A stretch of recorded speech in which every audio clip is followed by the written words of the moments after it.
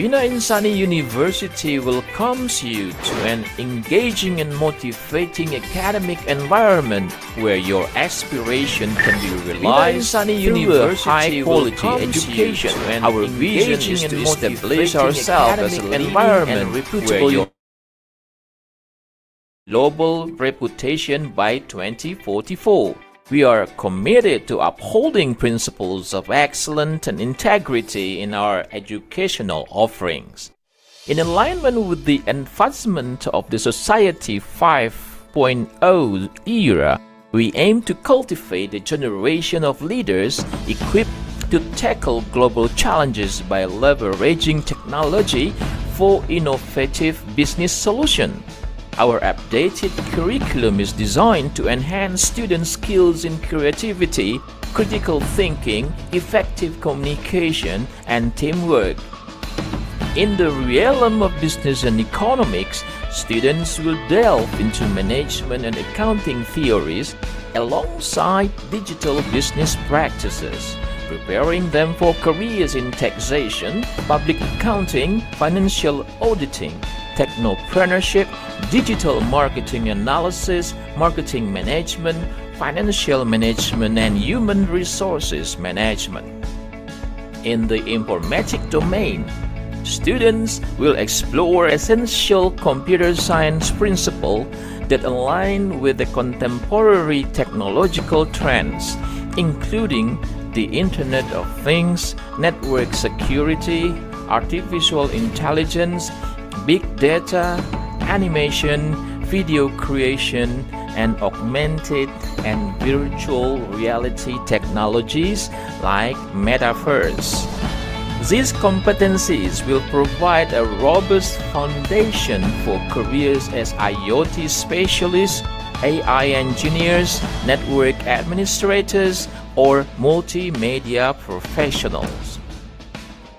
At our university, academic services serve as a cornerstone in fostering a comprehensive and impactful learning experience for all students.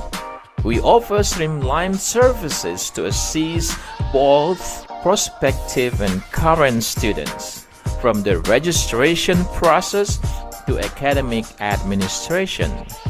Our dedicated staffs are available to provide guidance and information about campus resources. Recognizing that each student's academic journey is unique, we are committed to supporting individual learning. We recognize the significance of student well-being, which is why we offer a dedicated health room on campus for emergencies and partner with insurance services for all enrolled students. Additionally, we provide counseling services aimed at assisting students in navigating various emotional, social, and academic hurdles. Furthermore, we offer a range of digital resources and libraries that feature the latest literature, access to academic journals, and interactive e-learning tools.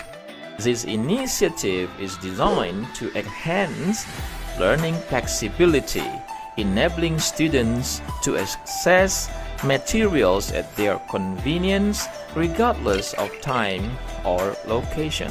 In addition to academic instruction, we acknowledge the value of cultivating soft skills, which are essential for personal development and effective preparation for the workforce. We facilitate leadership training, public speaking. Halo, Assalamualaikum warahmatullahi wabarakatuh. Balik lagi dengan saya Nadia Safitri di Universitas Bina Insani bersama teman-teman saya. Hai! Teamwork and personal growth through participation in organizations, student activity units, and various campus initiatives. As an educational institution dedicated to producing graduates who are skilled and competitive on a global scale, we also broaden educational opportunities through national and international collaborations, forming partnerships with various universities, institutions, and global organizations. Bina Insani University is committed to continuously enhancing educational quality and fostering innovation. Embracing the spirit of bigger, we initiate bigger efforts where each significant endeavor yields better results. Better results bring about higher outcomes, higher quality, and ultimately elevating our reputation and inspiring ongoing progress and development. Bina Insani University! Bigger, better, higher!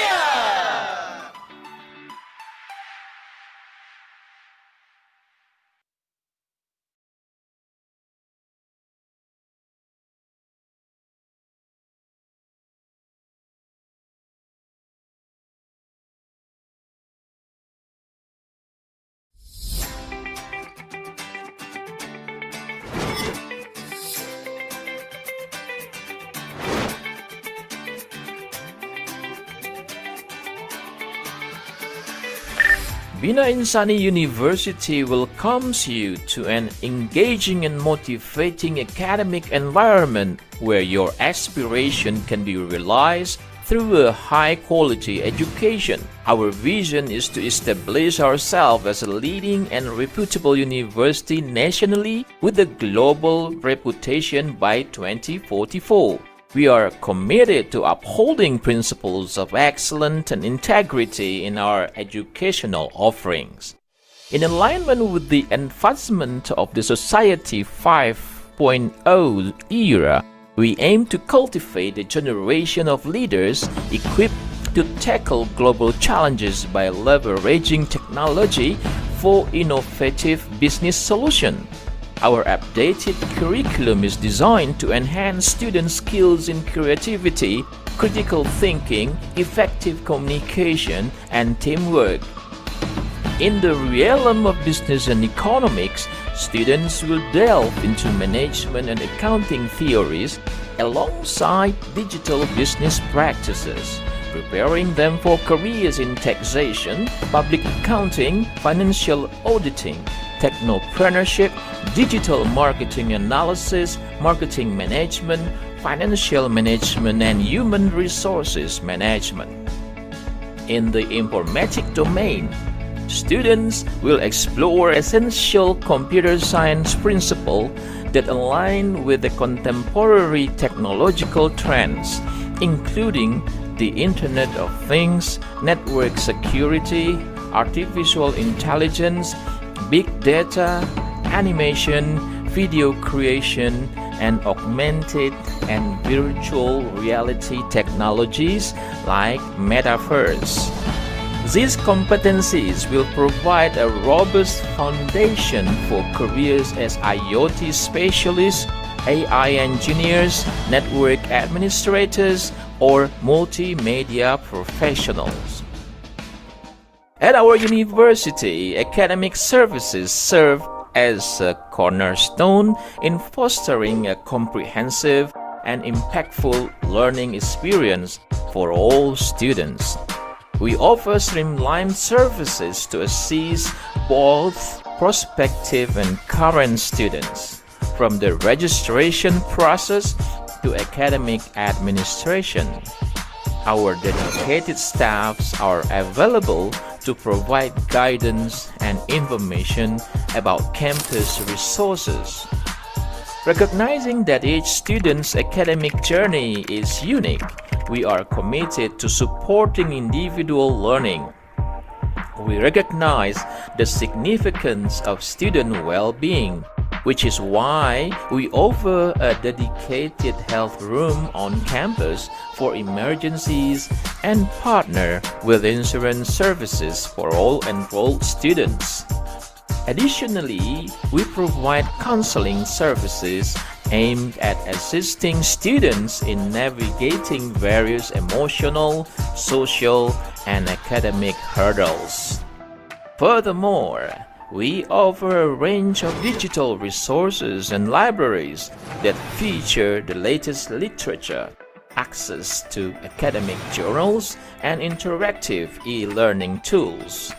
This initiative is designed to enhance learning flexibility, enabling students to access materials at their convenience regardless of time or location. In addition to academic instruction, we acknowledge the value of cultivating soft skills, which are essential for personal development and effective preparation for the workforce. We facilitate leadership training, public speaking, Action. Halo, Assalamualaikum warahmatullahi wabarakatuh. Balik lagi dengan saya Nadia Safitri di Universitas Bina Insani bersama teman-teman saya. Hai.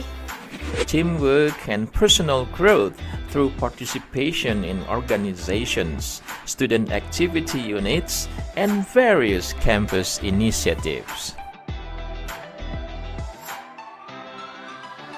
As an educational institution dedicated to producing graduates who are skilled and competitive on a global scale, we also broaden educational opportunities through national and international collaborations, forming partnerships with various universities, institutions, and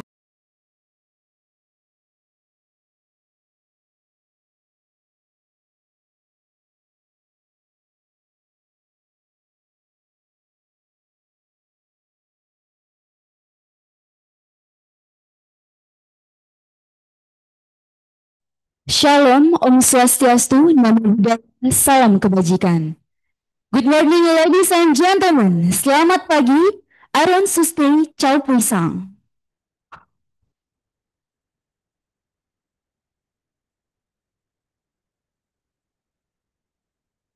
Distinguished guest, the Honorable Dr. Songheang as Director of SEAMEO Technical Education Development, Cambodia. The Honorable Mrs. Sinzan, the Consultant of SEAMEO said, the Honorable Mr. Sansoni, Socio-Cultural Official at the Permanent Representative of Cambodia to ASEAN. The Honorable Associate Professor Dr. Indra Muis, SSMM, as Rector of Bina Insani University. And our very special guest speaker, the Honorable Associate Professor Dr. Indra Muis, SSMM, as Rector of Bina Insani University. The Honorable Dr. Songheang as Director of SEAMEO Technical Education Development, Cambodia.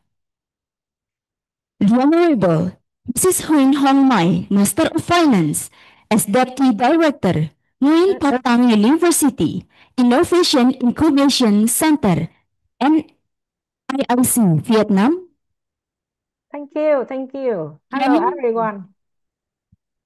The Honorable Mr. Vuthy, Master of Science, as Senior Officer, SEAMEO Cambodia. The Honorable C.S. Robert Kerk Tian, as Director of Polytechnic, Mersing, Malaysia. The Honorable Dr. Huu-Hien, as Senior Lecturer of Nguyen University. We would also like to extend our warmest greetings and appreciation to our valued partner institutions, SEAMEO Cambodia, Nguyen University, Vietnam, and Polytechnic Mersing, Malaysia, for their active contribution and continued support.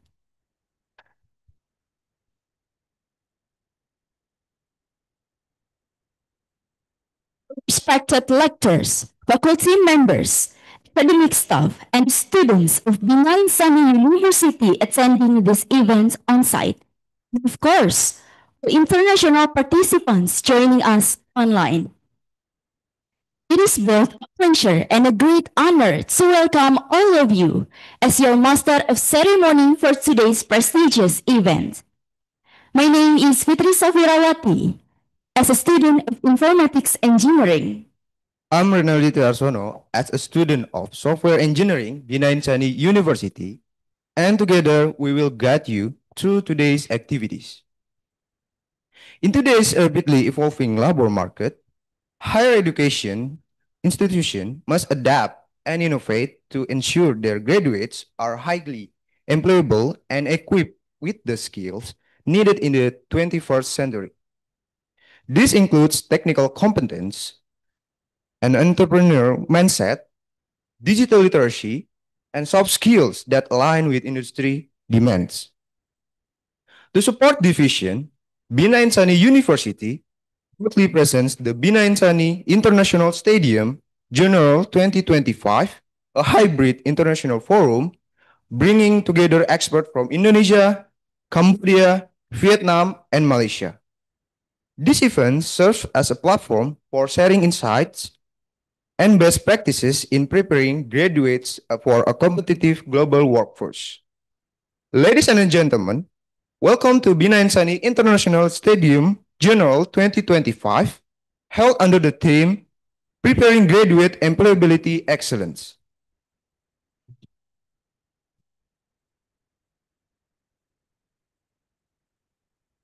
To begin this momentous event, let us stand in respect to sing Indonesian national anthem and Blue Mars. Ladies and gentlemen, please rise.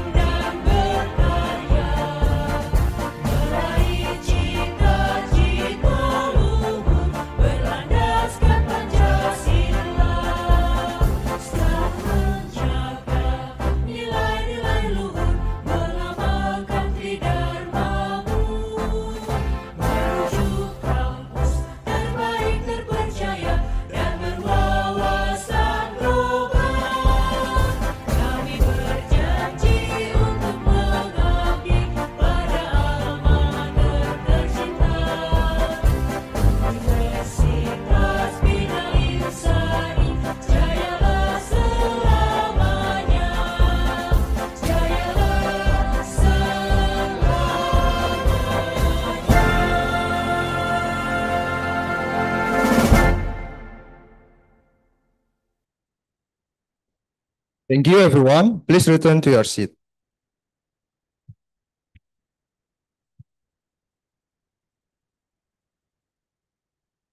Before we begin, allow us to give you a brief overview of today's agenda.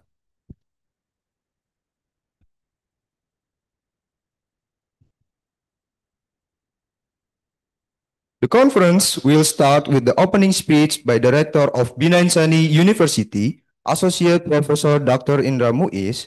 Following that, we will proceed with presentation by our distinguished speakers. First, Associate Professor Dr. Indra Muis, SSMM, as Rector Bina Insani University. Second, Dr. Songheang I, as Director of SEAMEO Technical Education Development, Cambodia. Ms. Huu-Hien Mai, Magister Finance, as Deputy Director, Nguyen Thanh University Innovation Incubation Center, and IIC Vietnam. Fourth, Mr. Vuthy, Magister Science, as Senior Officer, SEAMEO TED, Cambodia. Fifth, T.S. Robert Kerk Tian, as Director, Polytechnic Mersing, Malaysia. And last, Dr. Huu-Hien as Senior Lecturer of Nguyen University. Each of them will share valuable insights related to graduate employability and 21st century skills. We hope you will enjoy the entire session and gain meaningful knowledge from today's discussion. Ladies and gentlemen, we now proceed to the welcoming speech, which will be delivered by the Rector of Bina Insani University, Associate Professor Dr. Indra Muis, SSMM. Mr. Indra, please come forward to the podium.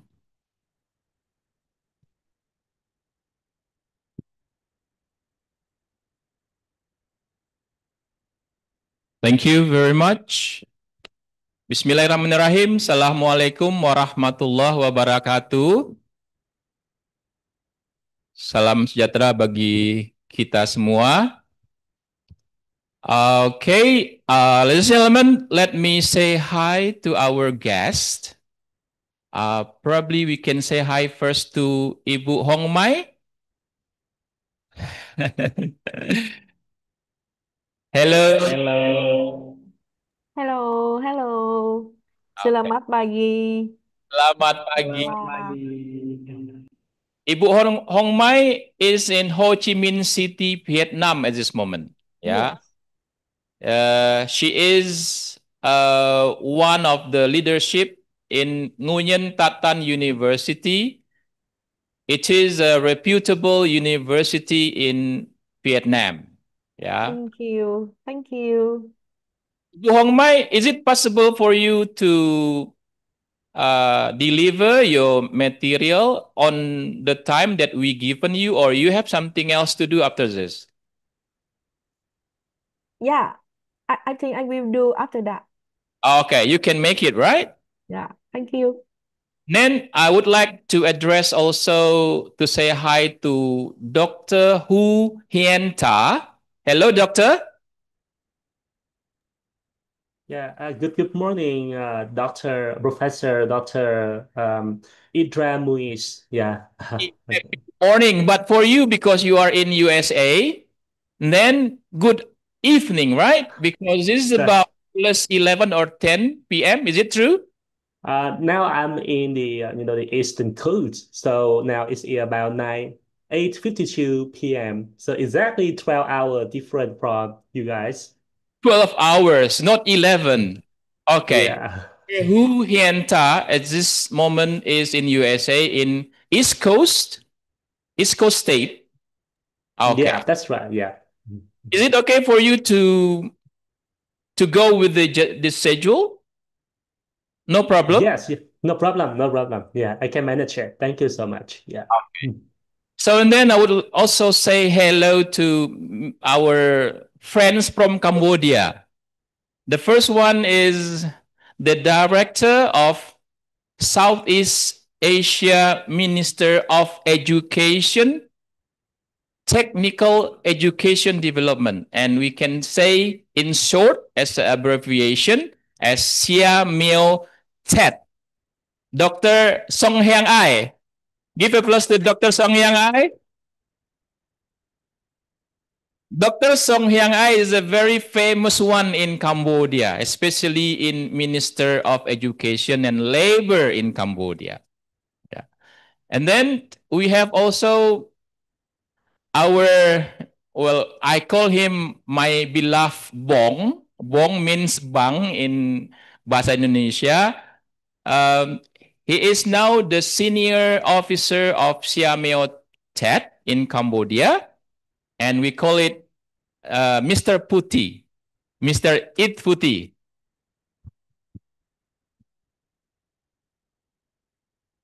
I also call him half blood because he speak very good in Bahasa. He speak very good in English, and he speak very good in Khmer, Cambodia. And I think you can also speak Russia, right? Yes. So a lot of language that Mr. Vuthy can speak, yeah? And then the last one is Mr. Sensoni. Now, Mr. Sensoni is in what we call it permanent mission of Cambodia to Asian. Is a very also important person in Cambodia because the life of Cambodia is depend on him. Without him, Cambodia cannot connect it with the Asian. So it's we have a very, very distinguished audience. And it is the first time for Mr. Songheang Hai to come here to address you guys. So you're supposed to be very grateful for this. And also, Ibu Hong Mai, you have already been here before, right? Can you tell me what year you have been here before? What year did you visit Bina Insani, Ibu Hong Mai? Do you still remember? Oh, I'm so sorry. I don't remember. Still remember. But you have. Maybe I am old. I get old. Yeah, okay. Okay. Now, ladies and gentlemen, our students, you are now in the 6th semester, right? You are in the 6th semester. You are about to graduate, okay? So you are about to graduate in another 2 semesters, so 1 year, and then you graduate. And then we give these ingredients for you as your future tools in order to face the hardship of the job market for you. So Mr. Vuthy will share with you about the adapting 21st skills, and then Mrs. Hongmei will say something to you about entrepreneurial skills, and me will share with you about 7 habits for highly employable graduates. Then some other speakers will say about the importance of students or graduates to prepare themselves to face the hardship of the industrial environment later. Okay, and then we call this even Bina Insani International Stadium General 2025, and the topic of this event is preparing graduate employability excellent with hope. After you graduate from this university, you can find employment, you are hired, or you can be an entrepreneur. That's exactly what we try to motivate you to do. I think I should thank to the organizing committee who has already made this event come true, and also for you guys who have already make yourself available to attend this Stadium General. That's just it. Thank you very much. And before I end this session, I would like to invite your motivation. If I say Bina Insani University, and we can say bigger, better, higher. Okay? Okay, Bina Insani University. Better, higher. with great effort, then we can get better result. Bigger effort, better result. Better results, then you can get higher reputation. Bigger, better, higher. Bigger effort, better result, and higher reputation. That's just it. Thank you very much. Wabillahi taufiq walhidayah. Assalamualaikum warahmatullahi wabarakatuh.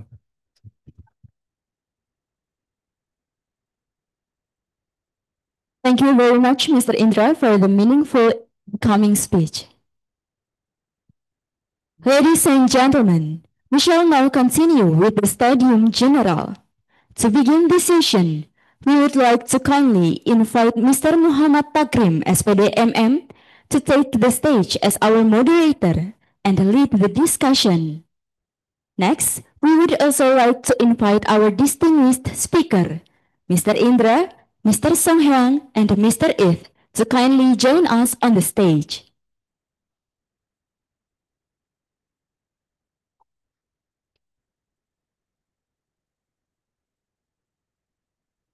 Mr. Takrim, please proceed with the session. Thank you.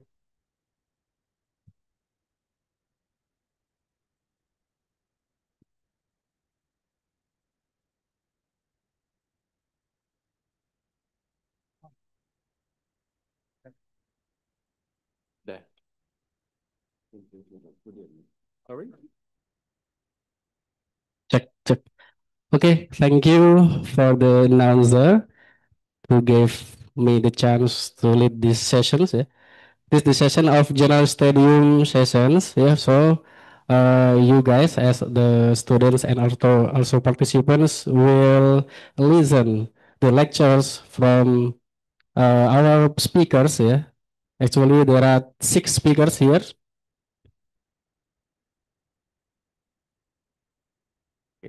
There are 5 speakers who will deliver the presentations for today. So I hope you can listen carefully and prepare your best question to the speakers. So first of all, let's thanks to the God who gave us blessings and mercies, so we can attend in these occasions without any obstacles. Also, the Honorable Associate Professor Dr. Indra Muis, SSMM, as a Rector Bina University. The Honorable the speakers, Dr. Songheang I and Mr. Vuthy, Magister Science, who already stay here on site, and also Mrs. Hong Mai, Mr. T.S. Robert Kwek Swee Tian, Dr. Huu-Hien who joined virtually by Zoom. Hope you in good condition, ma'am, and also Mr. Me is an honor to be moderator here. It's an honor to be here, and we will lead the sessions. Yeah. The general lecturers from 5 speakers and from different 4 countries: Indonesia, Malaysia, Cambodia, and also Vietnam. And of course, we will have many benefits today and also insight. So I hope for the students who can attention carefully and you can prepare your best question to the speakers. So the session will start by the presentation for all the speakers, and after that we will open Q&A sessions. So the discussions will open after all the speakers deliver the material. So without further ado, let's welcome to the first speaker today. This is from Associate Professor Dr. Indra Muis, SSMM, with the topic Habits for Highly Employability Graduates. So the time is yours. Give applause, please. Yeah. Thank you. I think I should stand. Thank you. And then can you show my slide, please? Right. How are you, everyone? Good. Hello. Right. My title of presentation is Habits for Highly Employable Graduates. Yeah. I'm sure absolutely that you are about to graduate soon. Yeah. In another 1 year to go, then you graduate. Then you find your employment. Try to make yourself hired. Yeah. Then maybe you can show the next slide, please. Then I have already outlined, I've already divided my presentation into 5 parts. The first part is the introduction. The second part is what employers want today. Then the third part, I'm going to discuss further about 7 habits for highly employable graduates. And then in the fourth part, we will discuss about university roles. Then the last part is call to action. What exactly we should do to face our future. Next slide, please. Okay. I'm sure absolutely that we experience changes in our life. Is it true? Everything change. Everything changes. And it becomes so rapid with the intervention and also the development of ICT, information communication technology. And because of ICT, the development of ICT, then we can have a very rapid changes in our life. And then when we have changes in our life, so there will be also some, maybe not some, but a lot of changes in the industries, the place where we are going to work after graduating from this campus.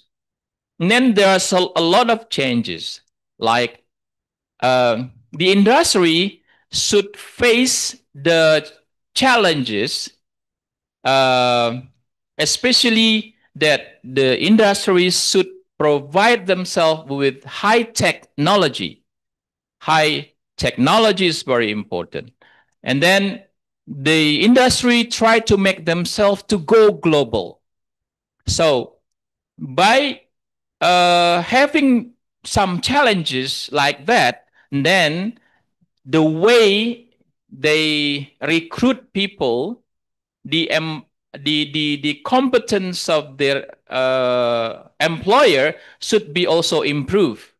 Then they try as hard as they could to select the best candidates to be hired in order to work with them. Then they can make their target. They can achieve their target if they have qualified human resources with them. Then the session objective is to share with you all here the 7 habits for highly employable graduates. Next slide, please. And then let's see our first part.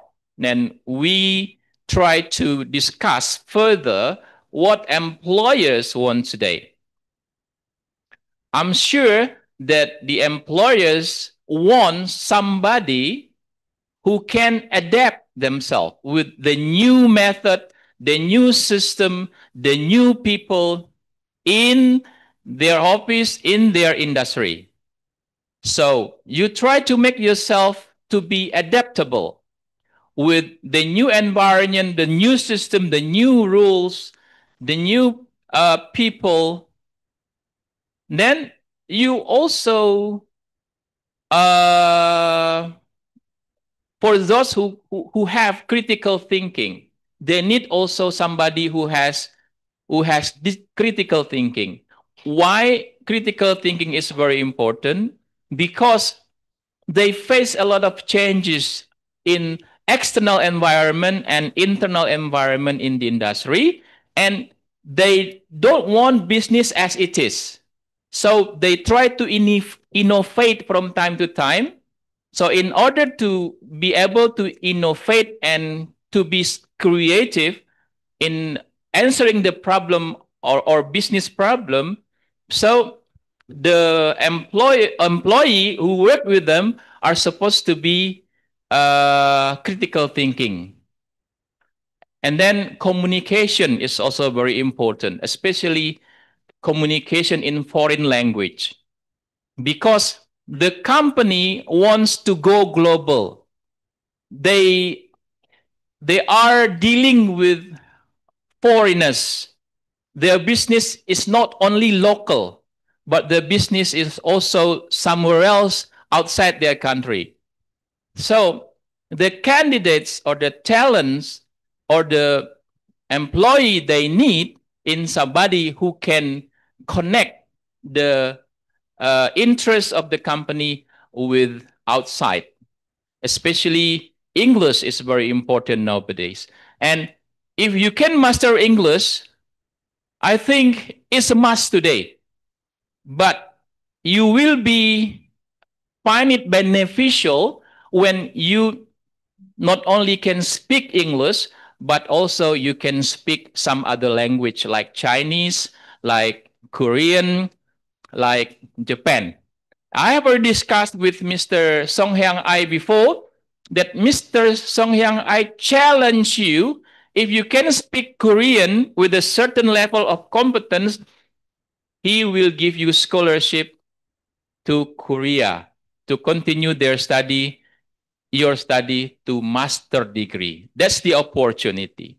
So Mr. Songheang developed collaboration with Korean campuses so far, and Korean also provides some scholarship to study with them.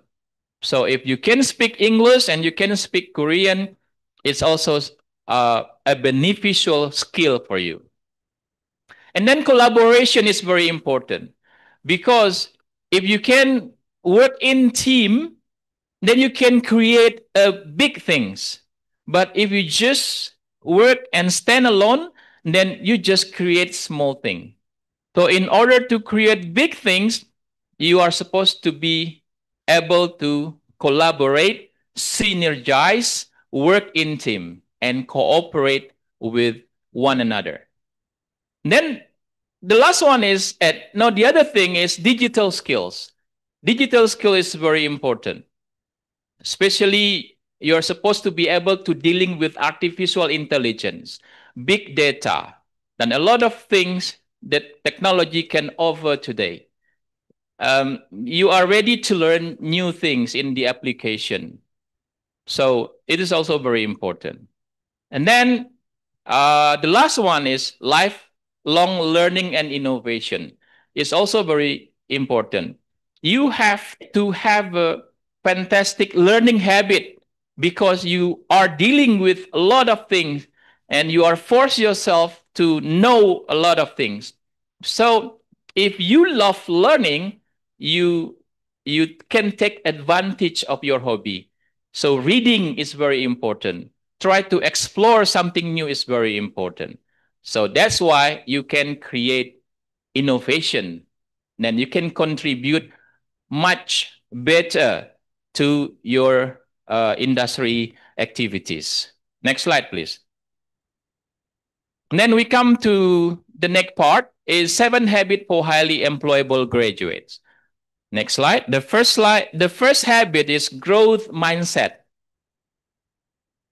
So in this case, you try to embrace challenges, not avoid the challenges. So if you find problem in your working environment, then try to face the problem and try to analyze the root or the cause of the problem, then try to answer the problem.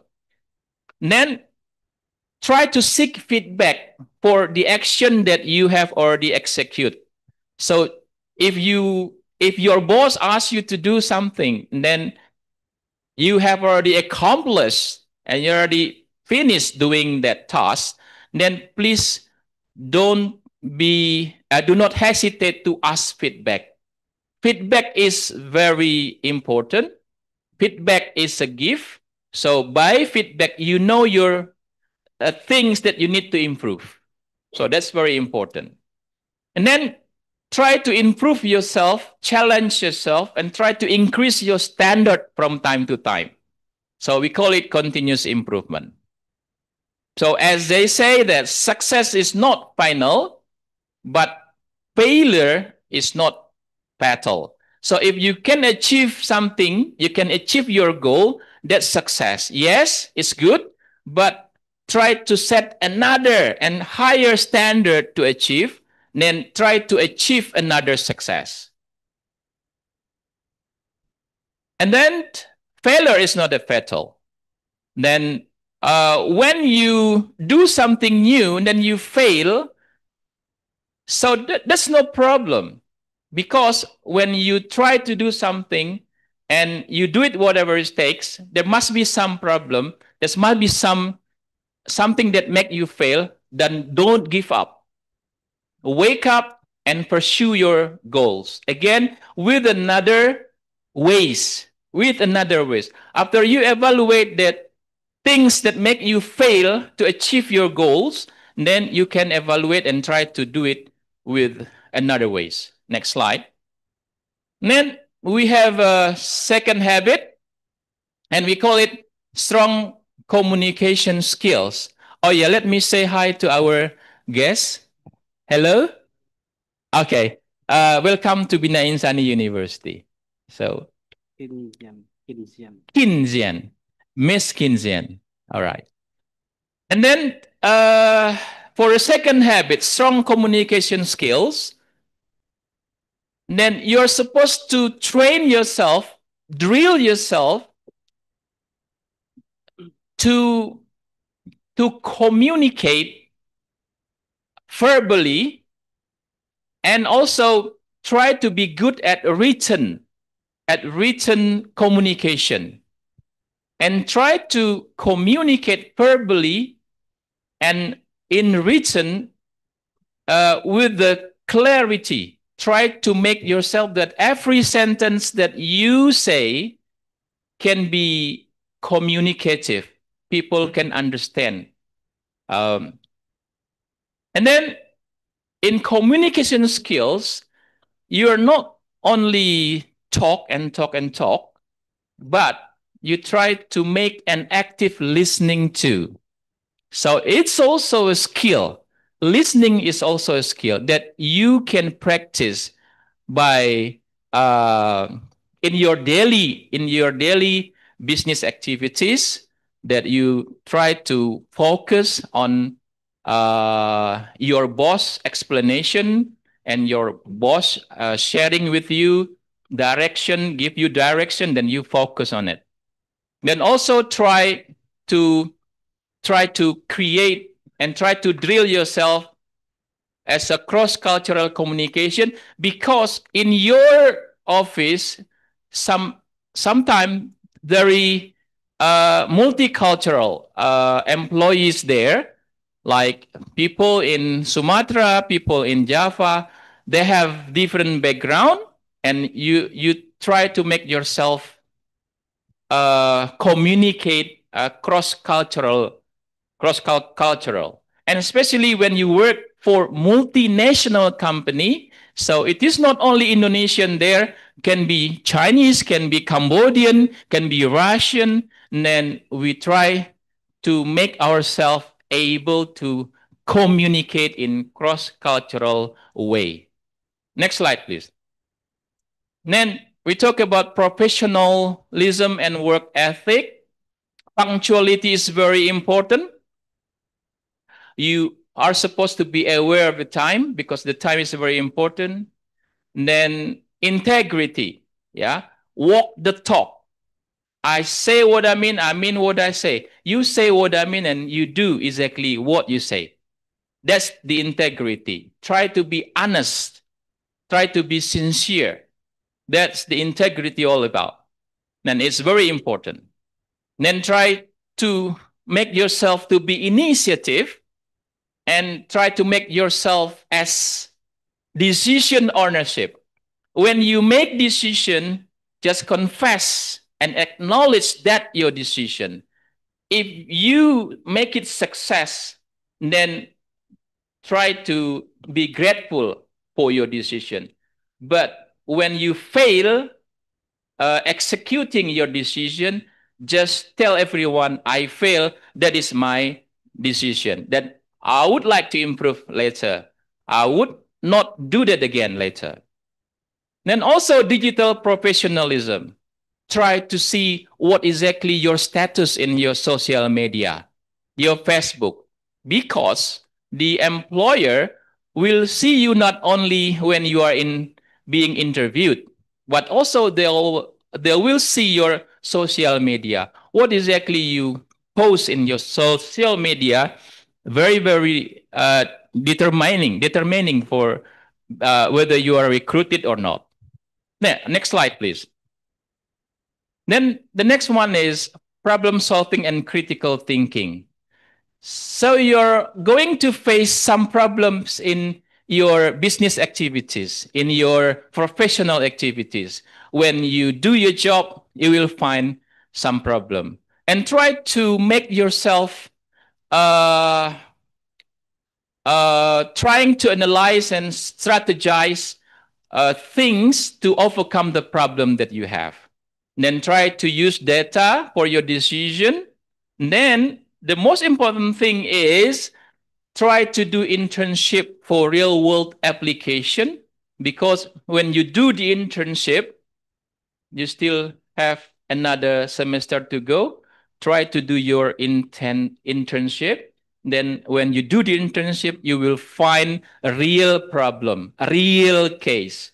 And then you try to resolve the problem, to solve the problem by analyzing the roots of the problem, and etc. Next slide, please. Then the fifth habit is digital literacy and technology savviness. So you're supposed to drill yourself while you are still in university. Try to learn the digital technology. Try to learn artificial intelligence, deep learning, machine learning, big data, IoT. That's the things. Then also programming is very important. Then try to know about cybersecurity and master productivity tools that we have now, like ChatGPT and Jenny and I, and a lot of artificial intelligence things that people has already created so far. Okay, next. Then this is our sixth habit. Collaboration and teamwork is very important, because you can only do little things by standing alone, by working alone. But if you work in team, then you can create a giant things. Okay, so collaboration is very important. So try also to embrace diversity, because you are dealing with diversity in every aspect of your life at this moment. Then also try to make yourself practice empathy and also resolve conflict constructively. Then the seventh habit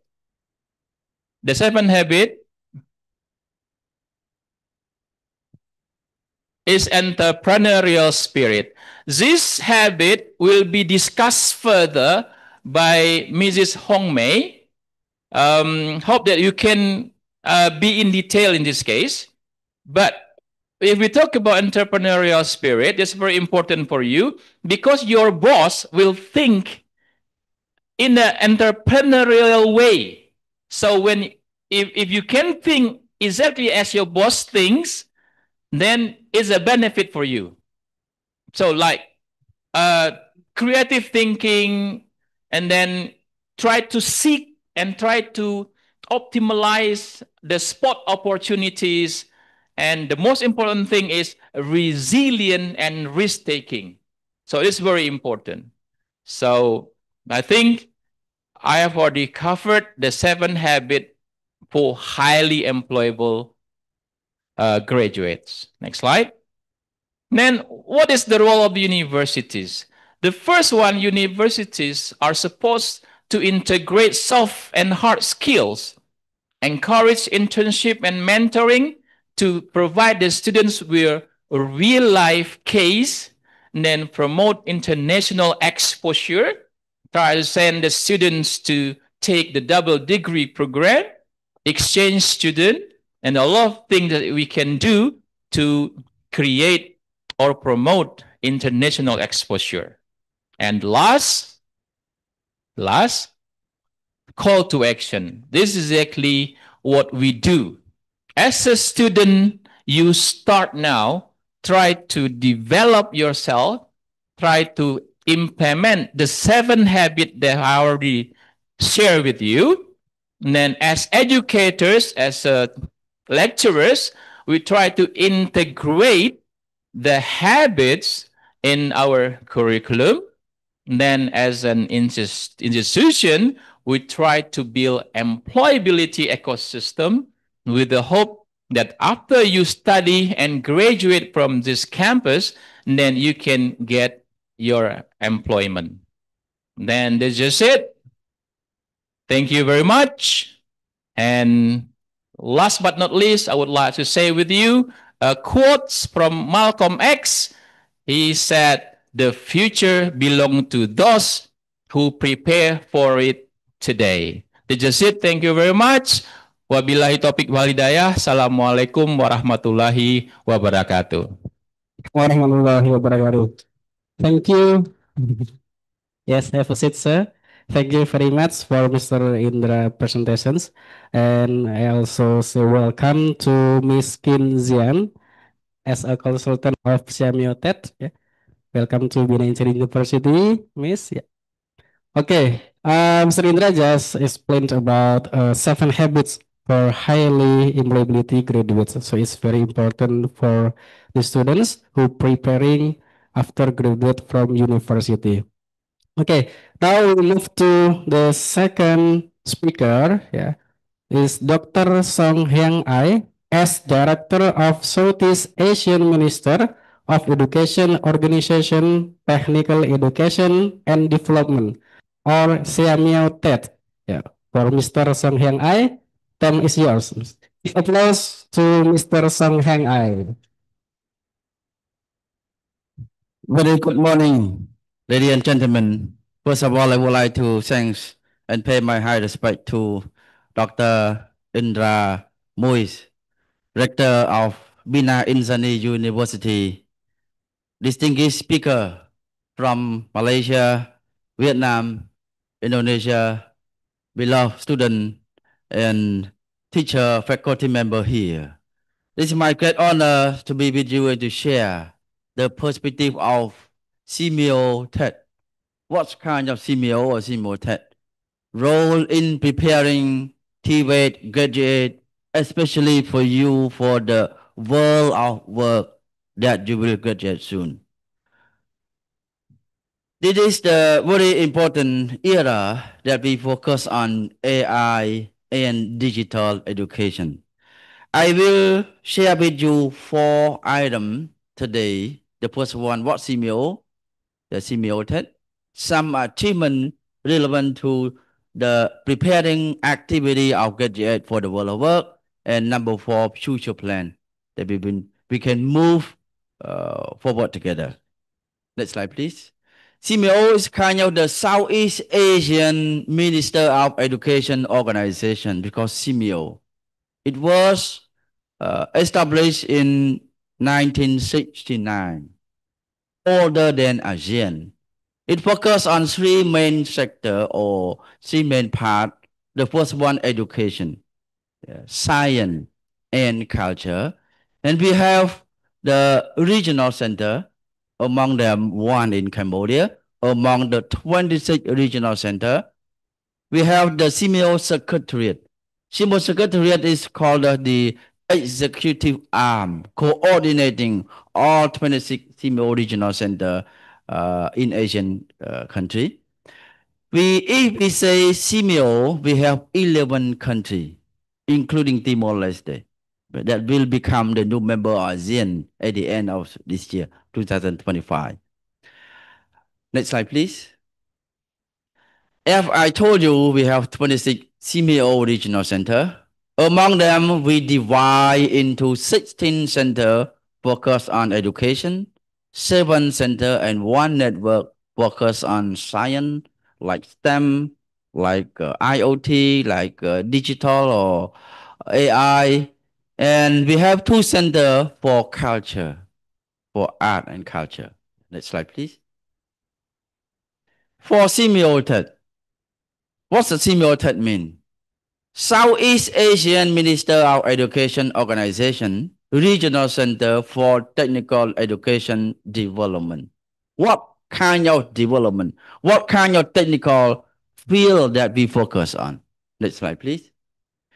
We have the long-term vision to focus on for the SEAMEO country member among 11 countries to be the center of excellence of expertise in technical education development. It was established in 2017 in Phnom Penh City, Cambodia. We focus on vocational and technical high school, college, and polytechnic. For the first one, capacity building program, as kind of the training, the workshop, research and development to diagnose the problem, activate, and raise solution to the challenges. And last one, public relation and partnership that focus on strengthening cooperation through co-organizing, co-hosting webinars, conference, workshop, benchmarking, or studying visit among all SEAMEO country members with our partner. Next slide, please. Let me move to number 3. What SEAMEO have done so far since the establishment in 2017 until now? I cannot cover all from the beginning of establishment. Let me focus particularly some part in 2024. For example, for one important part as capacity building program. In 2024, we co-host 19 webinars, online training program for over 2,000 participants and 2 online training courses for 70 participants in Cambodia. For example, this one is kind of the 8th International Expert Sharing Forum on Cultural Creativity from Educational Perspective in December 2024. Next slide, please. For public relation and partnership, recently, last year, I visited Jeju Hala University. It's one of the universities that your rector, Dr. Bina, Dr. Indra mentioned that they provide scholarship. After I visited them and signed a MOU with them, they provide scholarship for ASEAN students, not Cambodian, not other country. You can apply for the scholarship, full scholarship, according to your Korean proficiency level. 180%, 60%, 50% upon the level of Korean proficiency in English, TOEFL or IBT or IELTS, something like that. For public relation and partnership, we co-host 13 regional meetings, workshop, conference, virtual debate exchange program for 600 participants online and offline.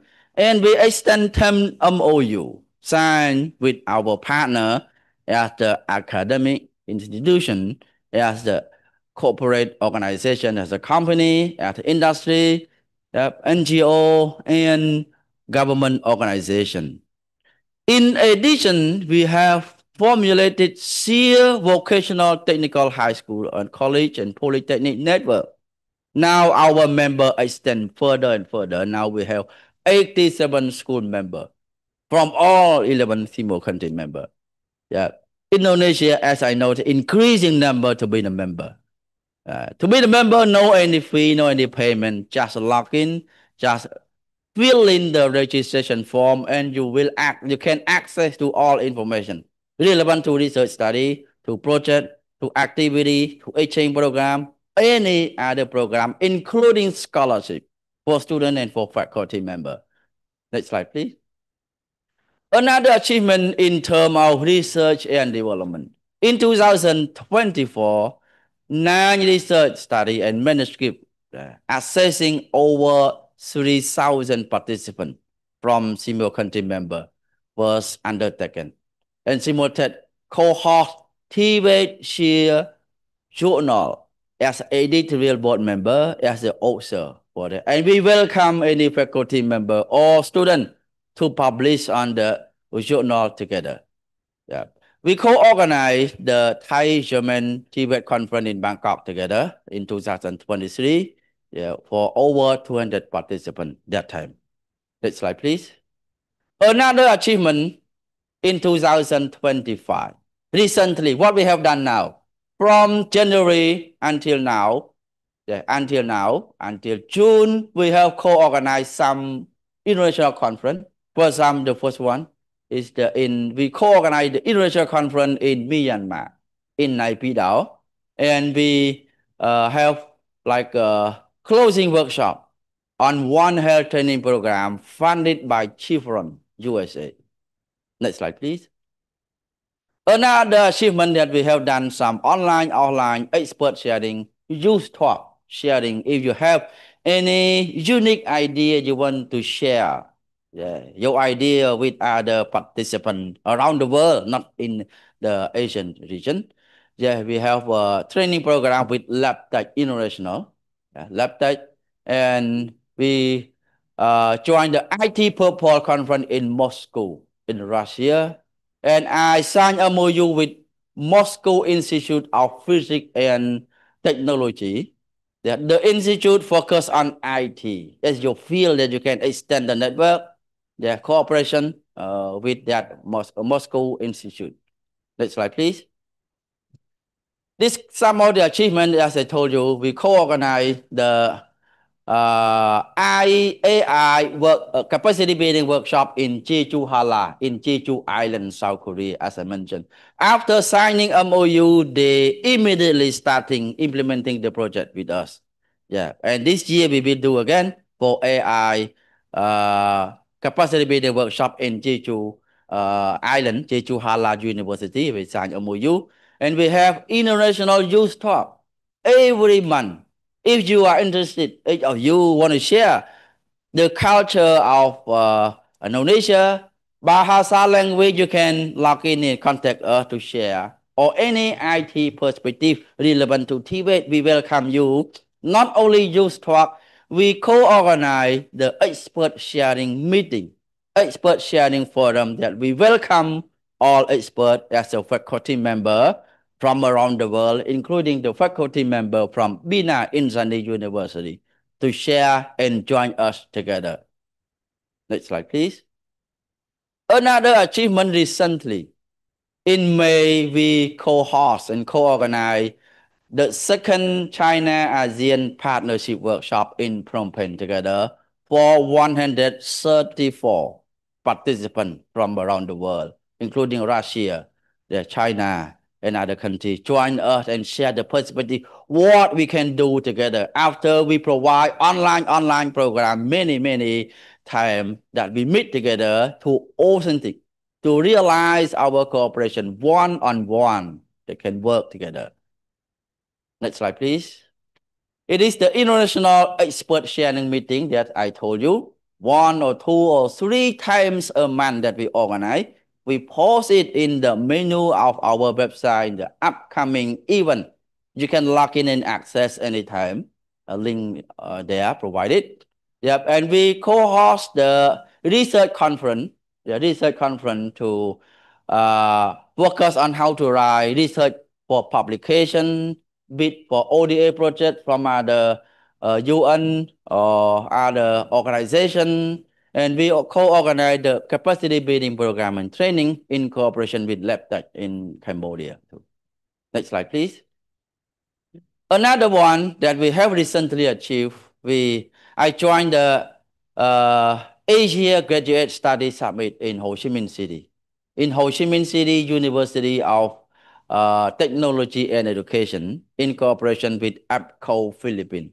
I share the perspective of university and industry linkage on research and innovation.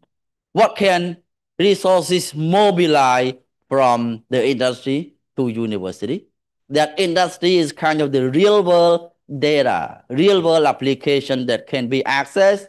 University is kind of the knowledge repository, technology source, and government is kind of the regulatory authority that can coordinate as a holistic approach to work together.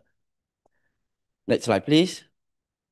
Another forum that I share in Jeju Hala University at the Jeju Forum. I share about the AI and digital education device in Asia through AI education platform, a path toward inclusive growth. Now everywhere and everyone talk about AI. It's my name. Very, very popular one, right? So AI that can be tackled and integrated into curriculum, even though you hesitate to integrate, but no choice for you to accept it. Yeah, because everything moves to automatic and automation. Next slide, please. Another achievement that we co-organize the capacity building program on One Health, funded by Chevron USA for the training program. Yeah. Next slide, please. It is the big achievement in cooperation with China, Go Study Global Education. Since 2020, you see, 2020 is a pandemic. Yeah, spread out globally around the world. What we can do, we cannot do offline. So we provide online course to our student, teacher, regionally, internationally, that focus on sharing the cutting edge technology from China to ASEAN, to the world, what China have. If we see the AI used in manufacturing, 80% of AI used in manufacturing, China is ranked number 1 in the world. Number 2 is Japan, number 3 US, South Korea, Germany. So we have to learn a lot from China as our strategic friends and partner with ASEAN member. As an example, in 2024, a total of 41 Chinese schools share over 300 courses on Kerk platform. I encourage you to log in and access the platform. What you learn from the platform, like the online courses, share from our regional, international participants joining. And if you have any unique ideas, as I told you, not only focus on AI, any culture perspective, any language that you can share, let us know and join and share with us and upload in the platform.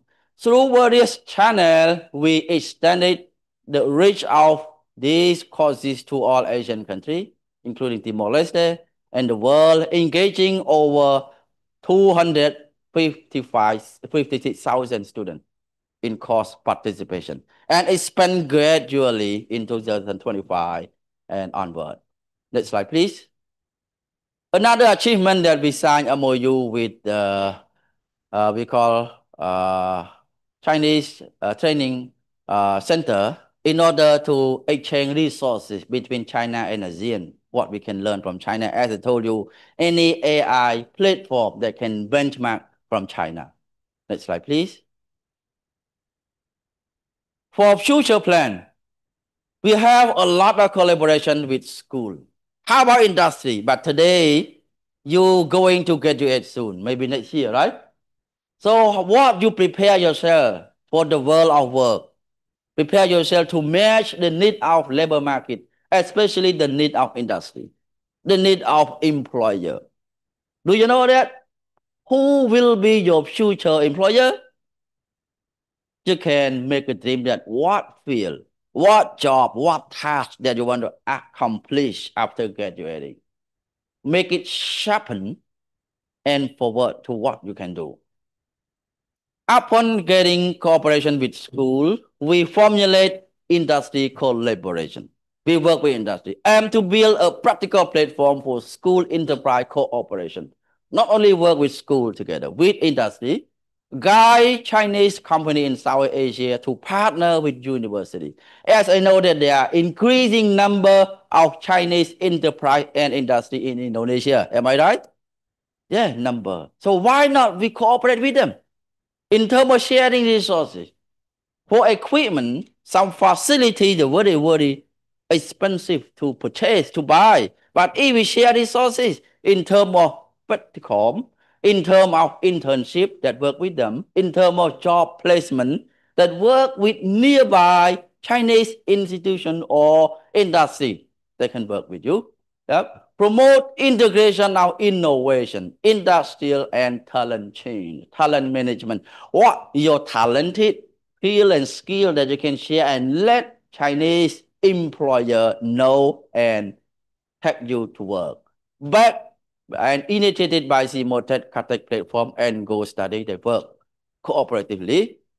As I told you, not only link between Chinese Tibet Institute, but ASEAN Tibet School, we are formulating Southeast Asia Industry Cooperation Integration Project, inviting Tibet experts, technicians from Chinese industry to share real-world data best practices with ASEAN.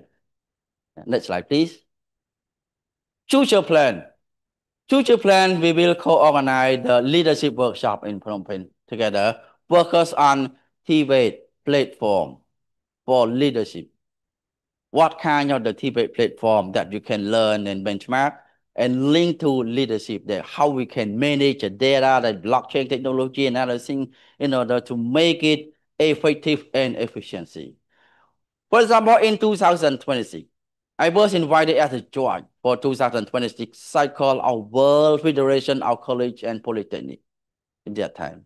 So it's kind of the great opportunity to share the perspective of ASEAN to the world and Global Summit in Philippines, the Asian Summit on Higher Education Leadership in Malaysia. As you know, this year Malaysia is ASEAN Share.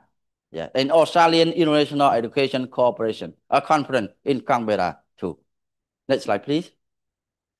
For this, I would like to highlight some key points that raised by Dr. Indra. He talked a lot about the 7 habits of leadership, of learning that focus on collaboration and teamwork. We cannot work alone because now we are in the digital era. Everything can be accessed by your fingerprint. Just point it and you can see around the world what we can do. Not only your finger point, but up to your decision what we can do. As you see, as the graduate that you are going to graduate soon to enter the world of employment, please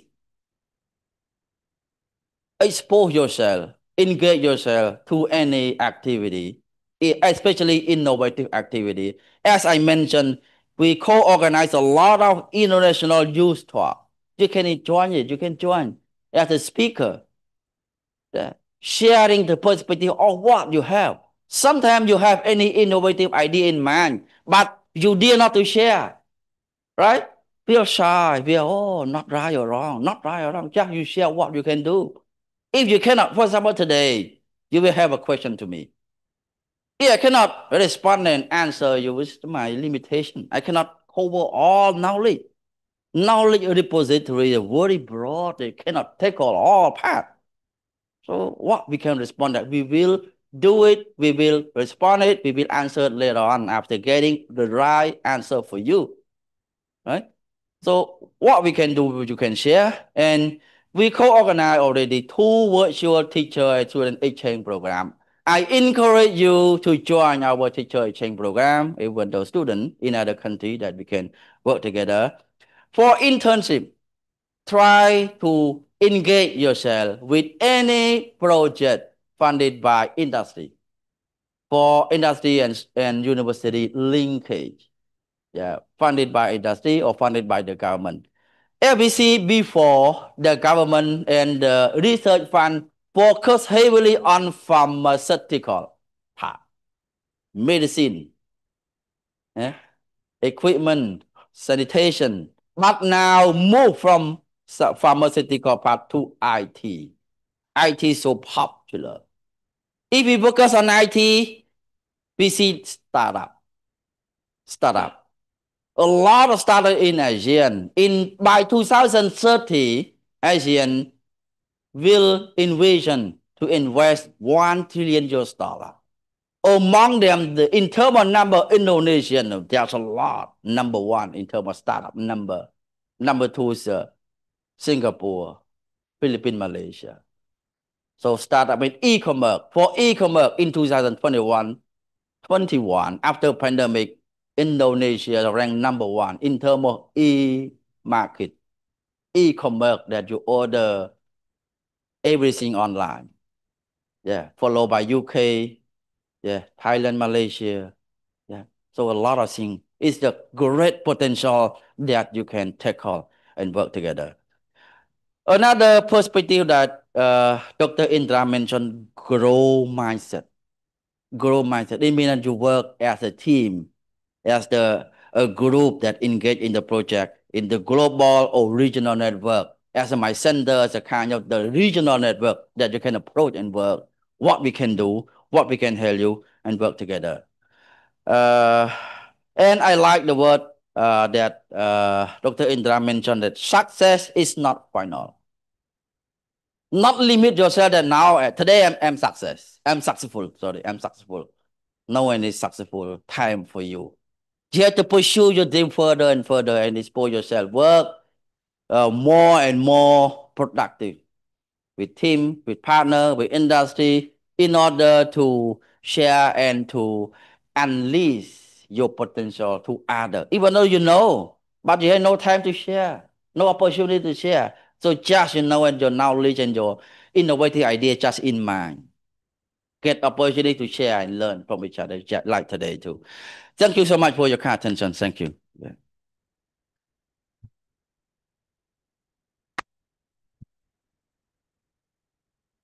Yeah, thank you very much for Mr. Songheang I deliver the speech. Yes, as we know that Mr. Songheang I just explained, they have SEAMEO TED, public relations and partnerships, have 13 regions meeting, workshop, conference, and 600 participants on site and online. I still remember that Bina Insani University, one of the partnership of SEAMEO TED in pandemic 2021, we have short course that the participants from different countries. Yeah. So yeah, we appreciate about that. Okay, now we move to the third speaker. Yeah, the speaker is Miss Yung Hong Mai, Magister Fin, Deputy Director Nguyen Tan University Innovation Incubation Center and IIC from Vietnam, with the title How to Drill Entrepreneurial Skills to University Students. Is it correct? Hello, Mrs. Hong Mai. Hello, I'm here. Okay, are Yeah. you ready, Miss? Yeah. Okay, thank you very much. I have a chat here about two presentations. Very great. I think it's fantastic. From Professor Indra Muis and Dr. Songheang I. And your name I is very important in this century. Yeah. And I would like to say thank you with Dr. With Professor Indra, very best friend, and Dr. Vuthy, yeah, my leader, yeah. Because about 10 years we make friends together, and now we have a good chance to meet together. And today I would like to share with you some opinion about how the university view the entrepreneurship to student. Yeah, and I will say you some case study from Nguyen University. Yeah, and may I share I share my screen. Ma'am. Yeah, okay, I will share.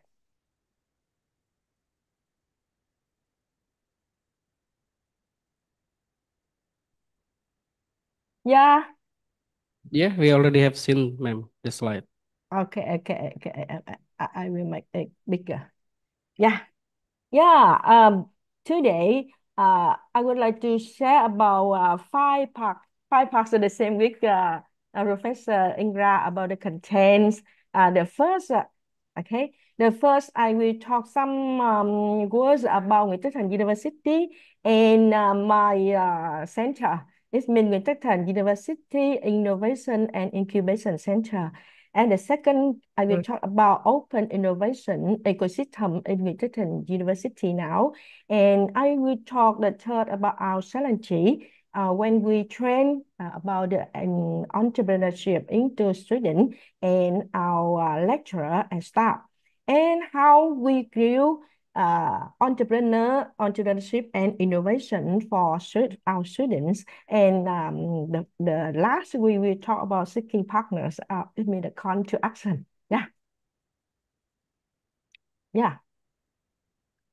Yes, I agree with Professor Muis and Dr.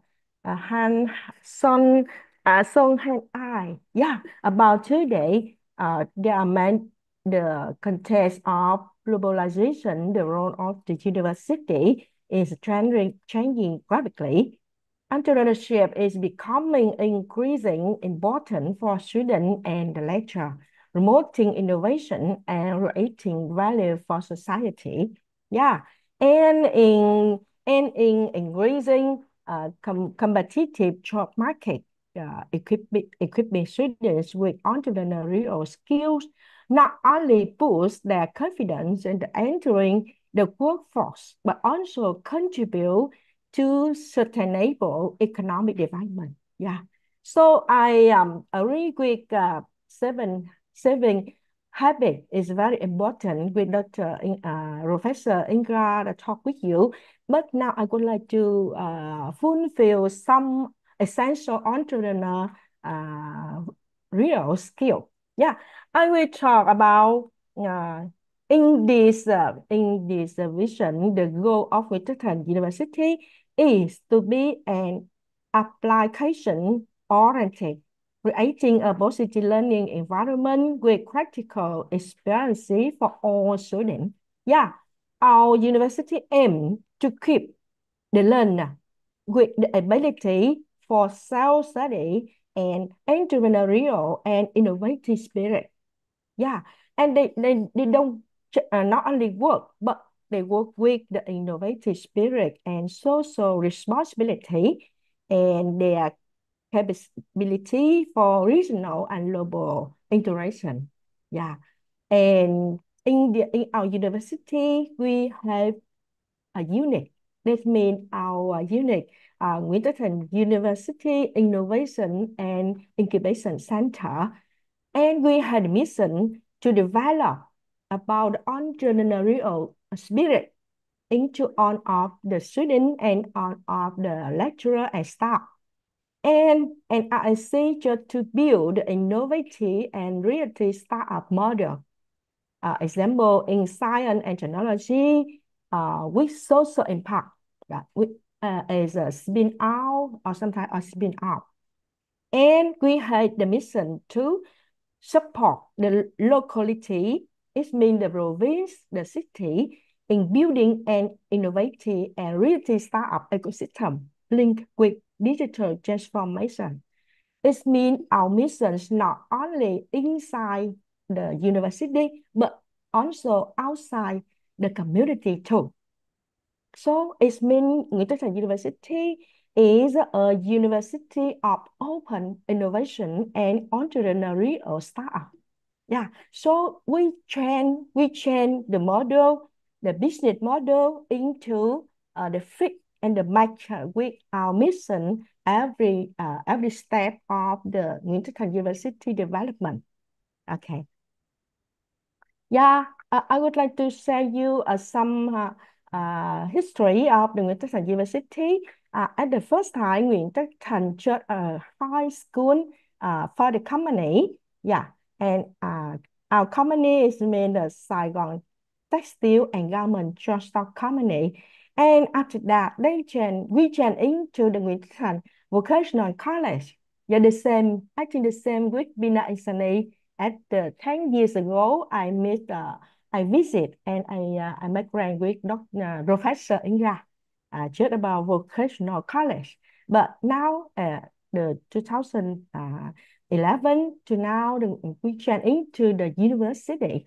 Yeah, and now we are 26 years old. I think 26 years old is not young, but I think it's medium, and we're confident to have the new development step. And the university set up a center. It means the innovation and incubation center to do all of the activity about the entrepreneurship and innovation to students and to the lecturer, the staff, and to our partner too. Yeah. And now in our university, we have 5 areas about multidisciplinary on of from the health sciences, technology and engineering, finance and economics, and social science and humanity, art and applied arts. And we have Nguyễn Thành University Institute of International Education. That day, Professor Indra Muis visited and give the student and the staff some speech. Yeah. Do you remember? Do you remember about NIIE, Professor Indra Muis? Hello? Do you remember that day you visit and give us a speech? I think that day you, yeah, Presentation because yeah, I was invited as a conference presenter. yeah. Yeah. Okay. None- You And provide something for me. Yeah, I love it. okay, and now Dr. Huu-Hien, yeah, is the lecturer, a famous lecturer of this institute. Yeah, yeah, Right. yeah. Thank you very much. Yeah. Yeah, okay. And now in our university, I think so big university, we have about 64 bachelor subjects and 20 MBA programs and 15 international syllabus programs. We have over 30,000 students, and we have nearly 3,000 faculty members and staff and the lecturer. And I think it's very special that is Nguyễn Thành University have a business club with 1,000 members, and there are 500 businessmen in the faculty. So I think uh, uh, with the entrepreneur and business come into the university, we would like to to to erase the gap between the theory of the university with the reality of the society. Yeah.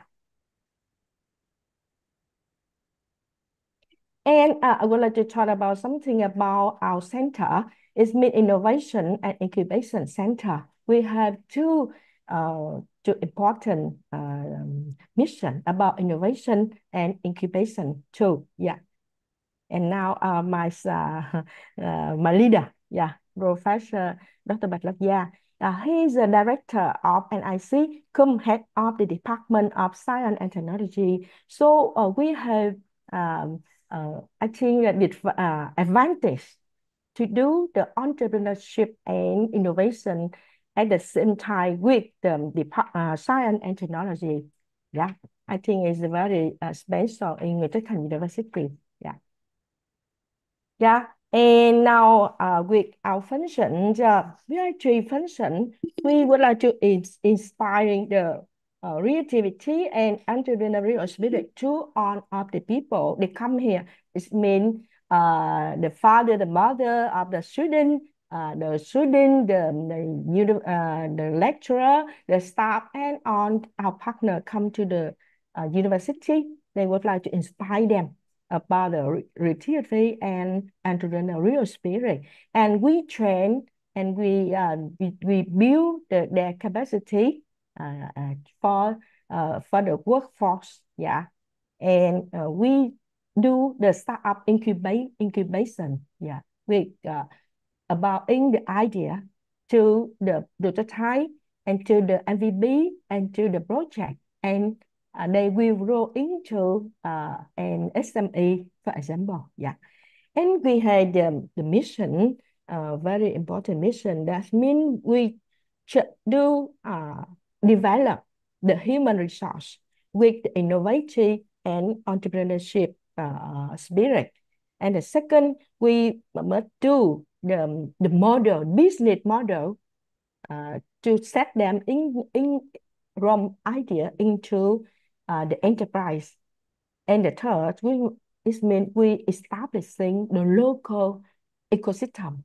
That means our mission not inside the university, but outside, come into the province and the community. Yeah. Yeah, so it means some activity in our center. It means we do the many events about experimental, about training, about promoting the startup ecosystem, and about we have many incubation projects. Yeah. So about this, about some photo about startup and innovation ecosystem in the 2025 of Nguyễn Tất Thành University. Yeah. Now we make link with the startup, with the coaching, with the project from the student and the staff, and we have the tool set skill. It means the regulation of the university, about we had the reward and recognition, and we had a training program, and we had the mastery of tool and branding. We had the full of the tool sets. Okay, yeah. The tool set, so we can use it for our activity. Yeah, and we affect to the student. I think not all of the students of the university understand and do about the entrepreneurship, but just two but three the students in the university contact and interact with our activity. Yeah, and now we have the MOU with the enterprise and community, and we incubate about 30 to 40 projects per year about SME and startup project. Yeah, we have city mentor come from the community industry, and we make link with investment fund, and we do about TTO, but I think TTO is a challenge of us. Yeah. About Nguyễn Tất Thành University Startup and Innovation Ecosystem in 2025, we focus on about structure, organizational structure. We sometimes we would look like a startup. Our center look like a startup, and now we would like to train into the institute. So we will have more power to make link with the community, and we'll do many strong activity inside the university and with the industry. And we have many kind of main events, and we have the resources and network. For example, our center make link with Vietnam Startup Mentor Alliance, and I am the official member of Vietnam Startup Mentor Alliance. Yeah, and in Vietnam we have just about 20 members of this organization, and they will make link with all of the province and university and the unit to build the ecosystem. Yeah, for the for network about entrepreneurship mindset of Vietnam. Yeah, and I am the member of Southern Advisory Council of Entrepreneurship. Yeah, and I am member of PK Holding. I've been and Escrow International Coaching, And we had a partner of university and college, Vietnamese university and college. Yeah, and I am design thinking community leader too, 4 year, 2022, 23, 24, and now 2025. Yeah, I am the member of the on-ops organization. So we had the link, yeah, the strong link with the community. Yeah, yeah. I think it is so special with Rector University, and we make link with investment fund too. Yeah, this is the model of open innovation ecosystem in Tian University with three angles. The first about the teaching and training and teaching, and the second about the research and development, and the third is very important is about the industry and commercialization and the community. This is the model that Tian University is coming to. Yeah, now and in the future. So we focus about this triangle, and we make link, and we focus on other results for them. Yeah, we encourage the innovation environment so that all of the student and the teacher and the staff and our partner will enjoy and come into this environment, and they will make link together and do the same project. So they will have many reality idea and the project, so we can make it into the startup and the SME. Yeah, as about spin out and spin up. Yeah, this is the model that we Tian University is following. And our vision to the 2035 is mean we will be the entrepreneurial university, and we focus about five parts about innovative ecosystem, about teaching, research, and a community, and commercialization and entrepreneurship.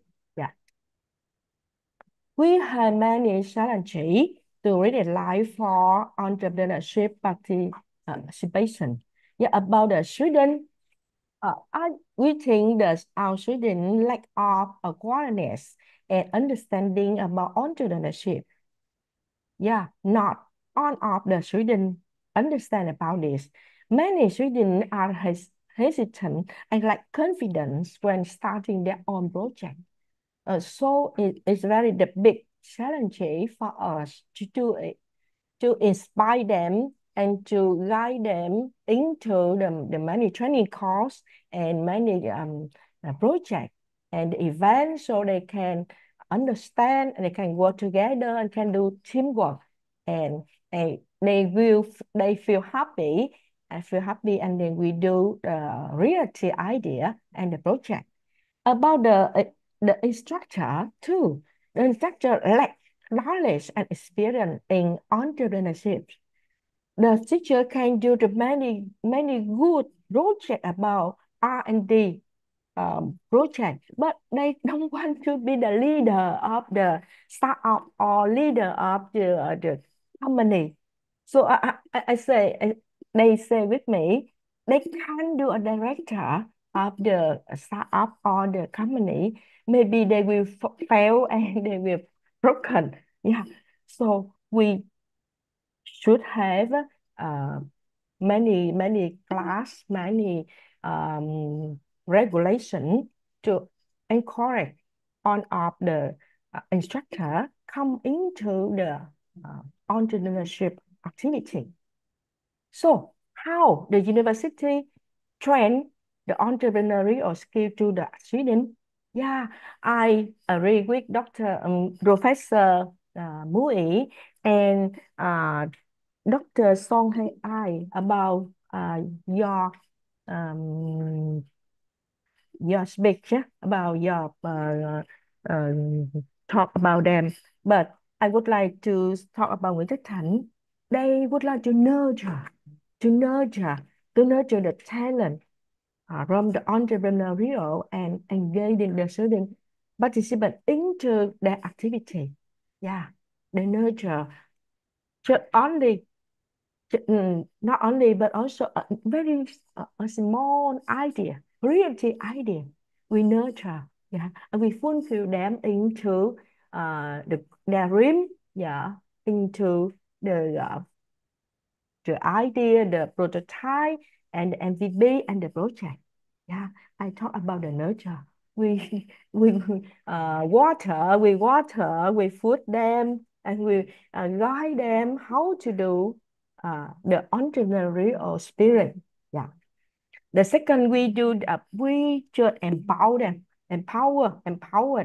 about the spirit, and we making them with the international student with the competition and innovation tour and incubator program, so that the student will mix and match together, and they work in team with the international student, so they can develop, they can understand and development and empower the entrepreneurial spirit.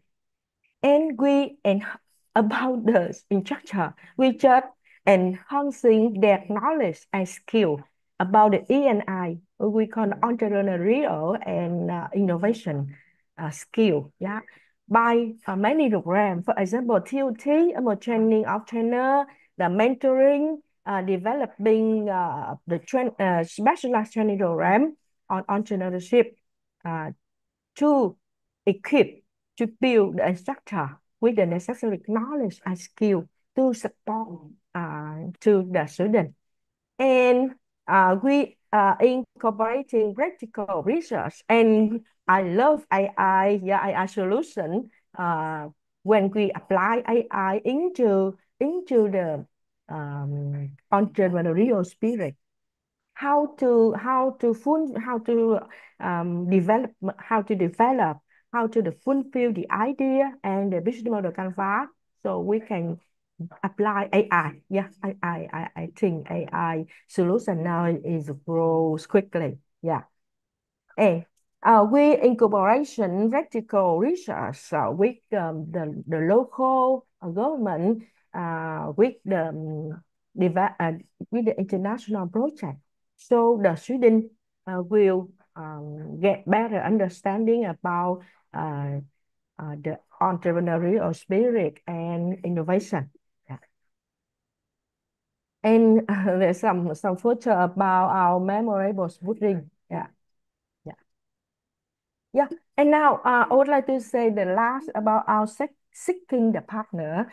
In this event, we would like to share my aspiration about the Malaysia, Indonesia, about the Cambodia, many distinguished guests. You come and share us. Yeah, in the future, we would like to make good partner with all of you. Yeah, so we can build innovation and entrepreneurship culture and people.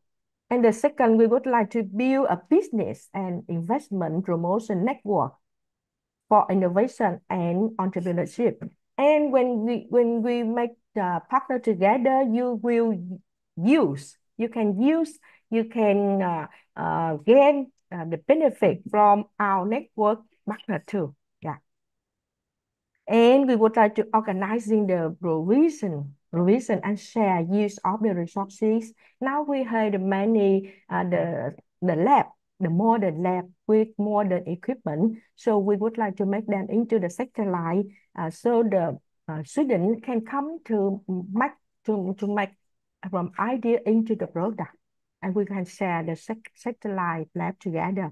And we would like to collaboration in organization about some program. For example, now we are doing with the Singapore about Learning Express program. It means we apply design thinking into the reality of the nation. For example, many nations, yeah, we would like to apply the design thinking tool, design thinking theory, design thinking art into our life and our shop. Yeah. And I would like to talk to all our beloved students. Now you have listened many experience um, from the speaker. Yeah, we would like you to gain the many good things and the good lessons so you can enhance your capacity for the workforce. And you try to learn more about the entrepreneurship spirit. You can take out the giant inside you out into outside, and the giant will make you more uh, capacity in the workforce. Yeah. Thank you very much for your listening, and we would like to make link with all of you, and hope to see you in the reality. It means hope to visit in business one more time. And thank you very much. Okay, thank you, ma'am. Even wrong mic. So the point is desire, desire, and desire, ma'am, yeah. Okay, from the presentation from Yun Hong Mai, we know that the challenges to readiness for entrepreneurships for the students is a lack of awareness and understanding of entrepreneurships.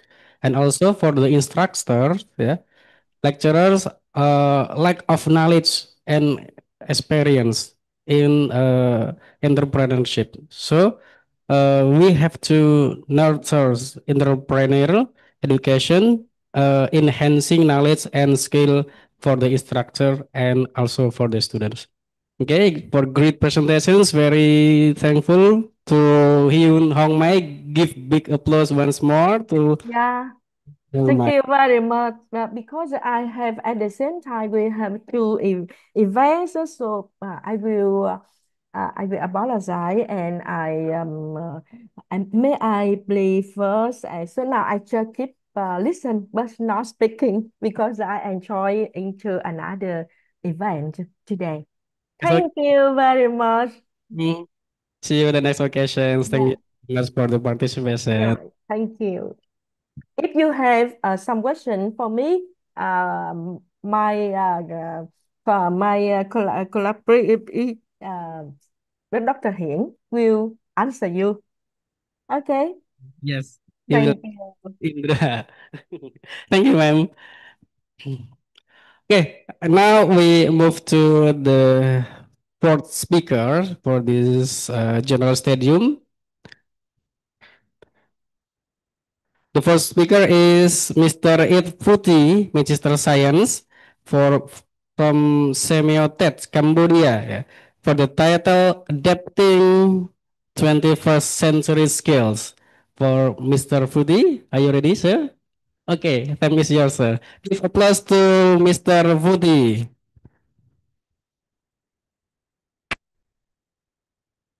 Okay, good morning, ladies and gentlemen, Honorable Mr. Indra, Dr. Indra, Dr. I Songheang, Echo from Go Study, and then Mr. Sony also from this Permanent Mission for Asians.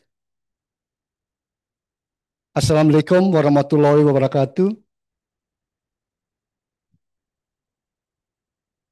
So today I want to share with you adapting 21st century skill for student, also for the lecture.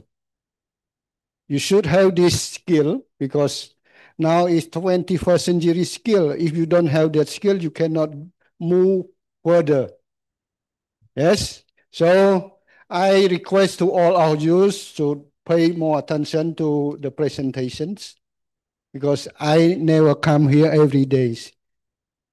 Once a year, maybe I come here. So listen to our speakers to absorb the knowledge inside to build your capacity. Okay? Now I have questions. Do you know about the number of population of Indonesia? How much? Who know? Raise your hand. Yeah? The population of Indonesia. 2023. Anyone want to answer? Please raise your hand. From the students? No, you don't know. Don't know exactly. It's 281,000 million, yeah, 281 million people of Indonesia. And who knows about what we say about the island of Indonesia? How many islands? Huh? Who know? Raise your hand and answer to the question. You also don't know. Don't know. So back to the presentation. So my name is Vuthy. I am a senior, what we say, officer at the SEAMEO.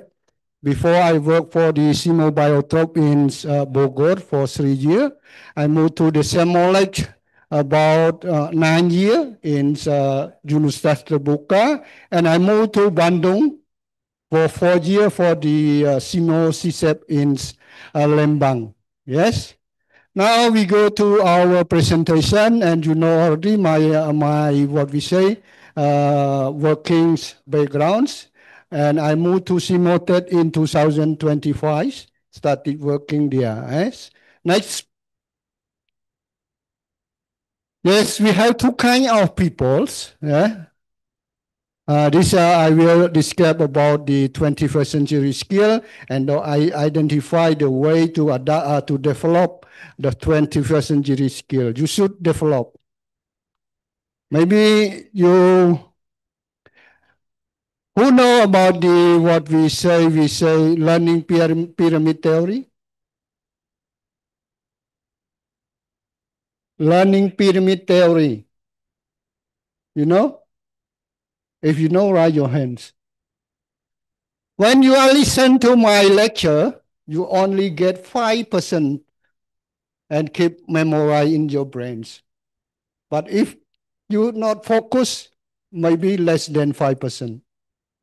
So more focus about the presentation, because the skill that you will be, what we say, improve your skill with the 21st century skill.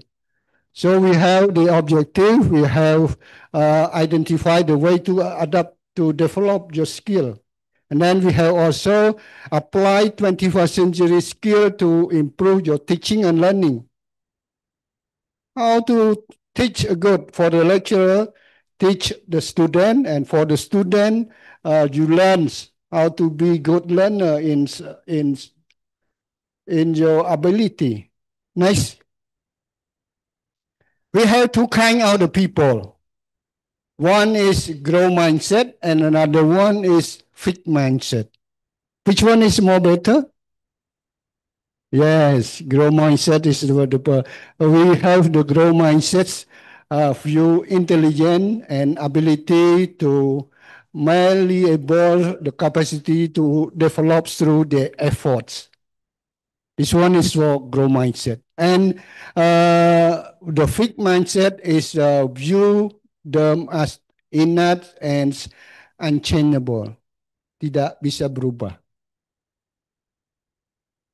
Jadi, we see the two kind of the people. So this one is a theory about the Carol Dweck. He say like that. You should, as the good student, you should, what we say, follow the growth mindsets. Not many reasons. When the lecturer gives you the what the assignment, you should do your best to get a good score in your study. Yes? Next. This is a 21st century skill. We have the character quality, we have foundation literacy, and we have also about the competency. All the three kinds you should have for you. Yes? This is the 21st century skill. You should have character quality, you have foundation, literacy, and competency. Next. This is what we say life skill needed in 21st century skill. This is the basic literacy. We have also competency. We have also character qualities. So in basic, we have reading, writing, counts. If you cannot count, cannot. You pay, always pay, don't count. At the end of the month, run out of the money. Should count. For cost, how much you pay for eating, for gasoline, go to school. Yes, you can count. Science literacy, information technology literacy, finance literacy, cultural and what we say citizenship literacy. Competency, you have also critical thinking. This is some of presented by Dr. Indra, critical thinking and problem solving, creativity, creative communication.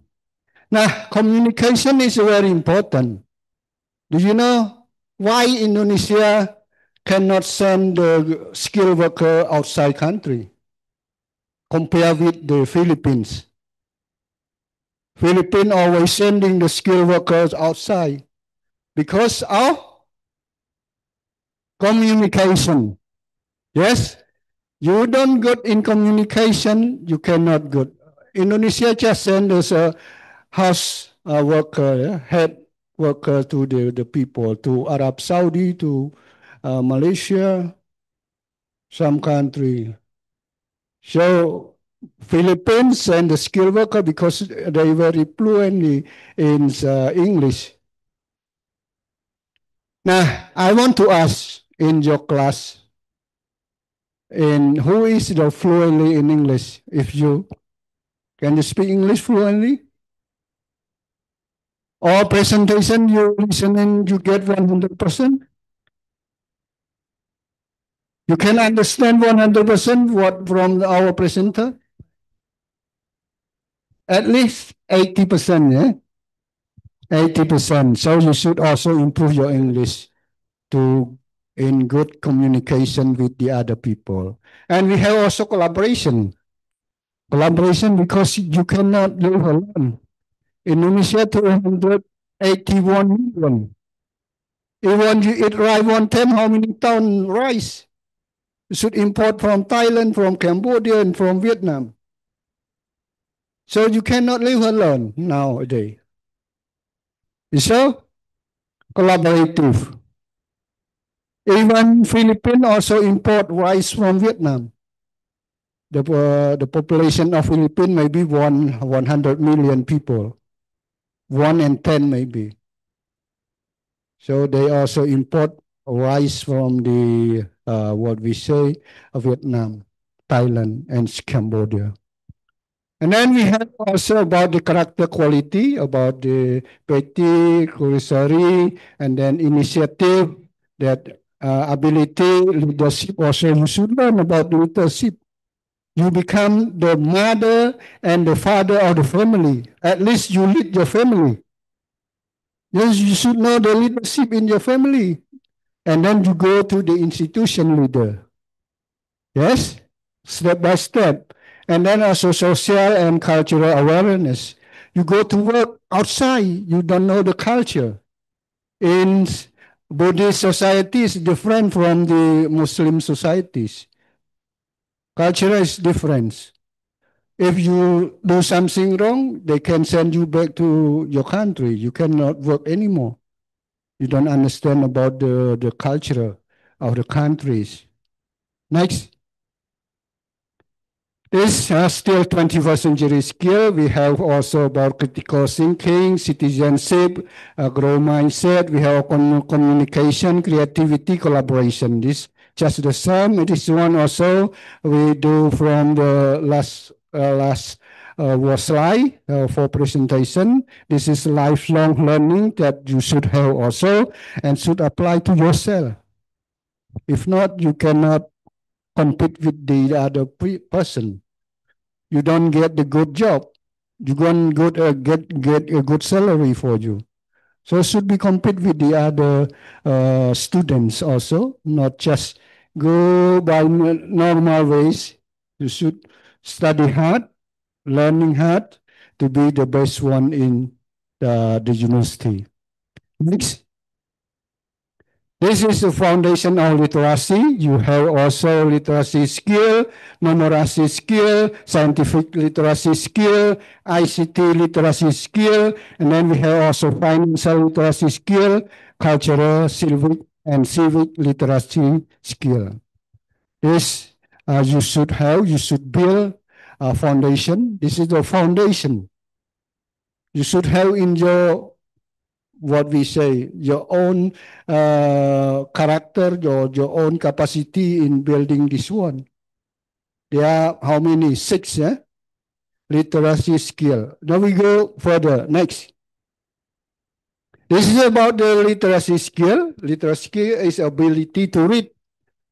If you don't learn you how to know to read, to present it with the audience. Yeah?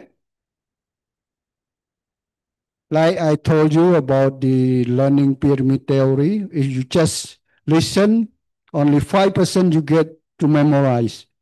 And you go out tomorrow, it's disappear the knowledge. So more focus on your, what we say, on your listening. If you are reading, you get only 10% memorized in your brain. Maybe 1 or 2 days after it's disappear this knowledge and insight, yes? So we ability to read, to write, to speak and listen in a way that let us communicate effectively.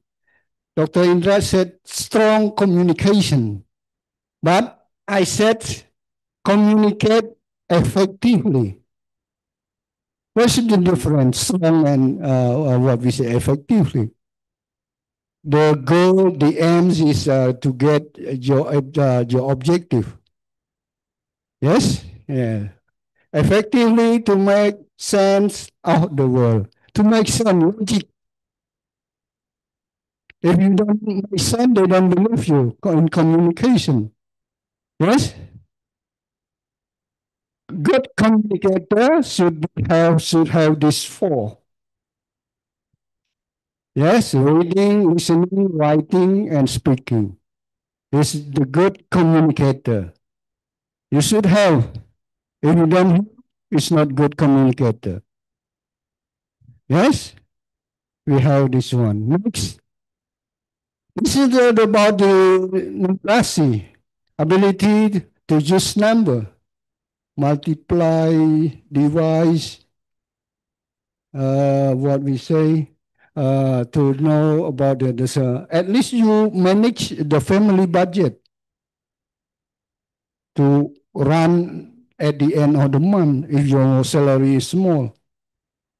So the ability of the use of number, then the other symbol, understanding to express quantitative relationship. We study mathematics in the high school. You should know also, yeah. You get how many salary you pay for electricity, for the gasoline. So you can count the number inside this one. Yes. Next. This scientific literacy, the ability to use knowledge and principle, understand one environment and hypothesis.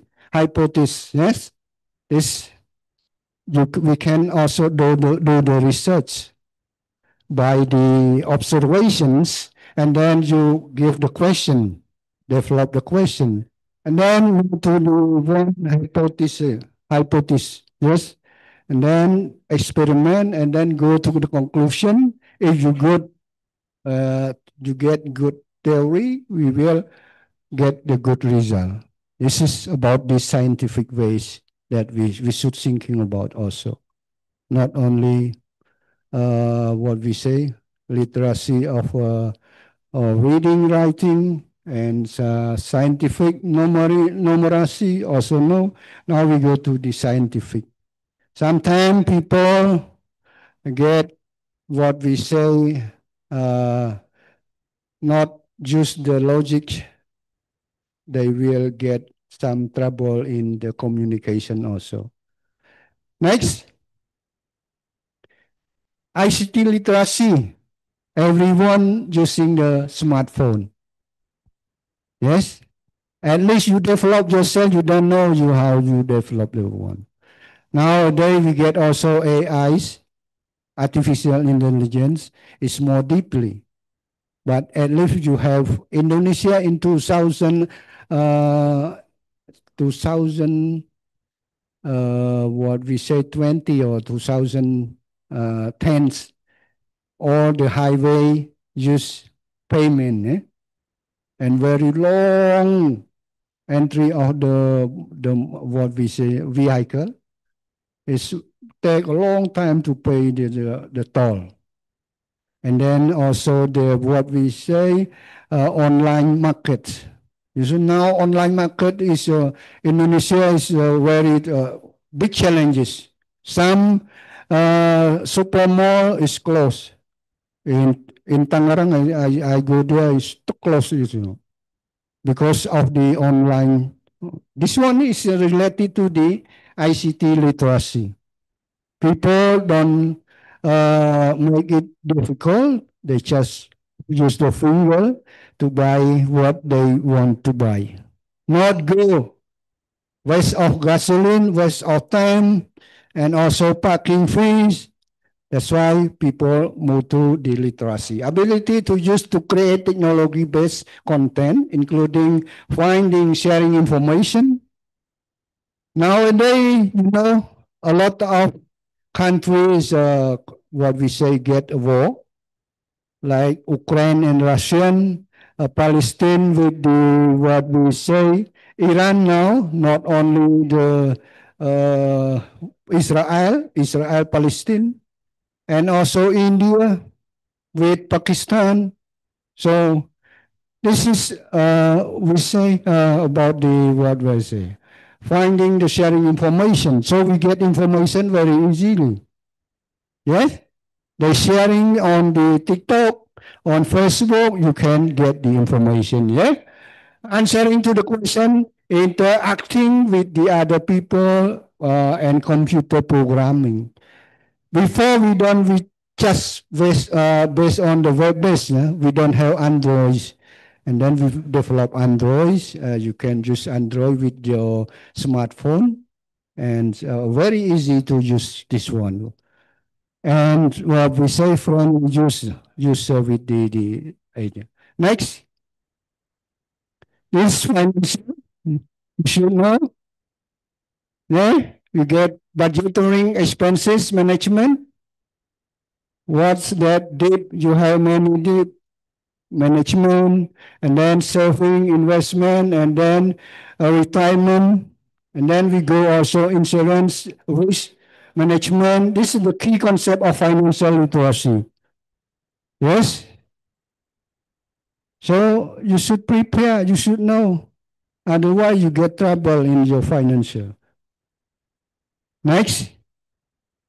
Cultural and civic literacy, ability to understand, appreciate, analyze, and apply knowledge of the humanity.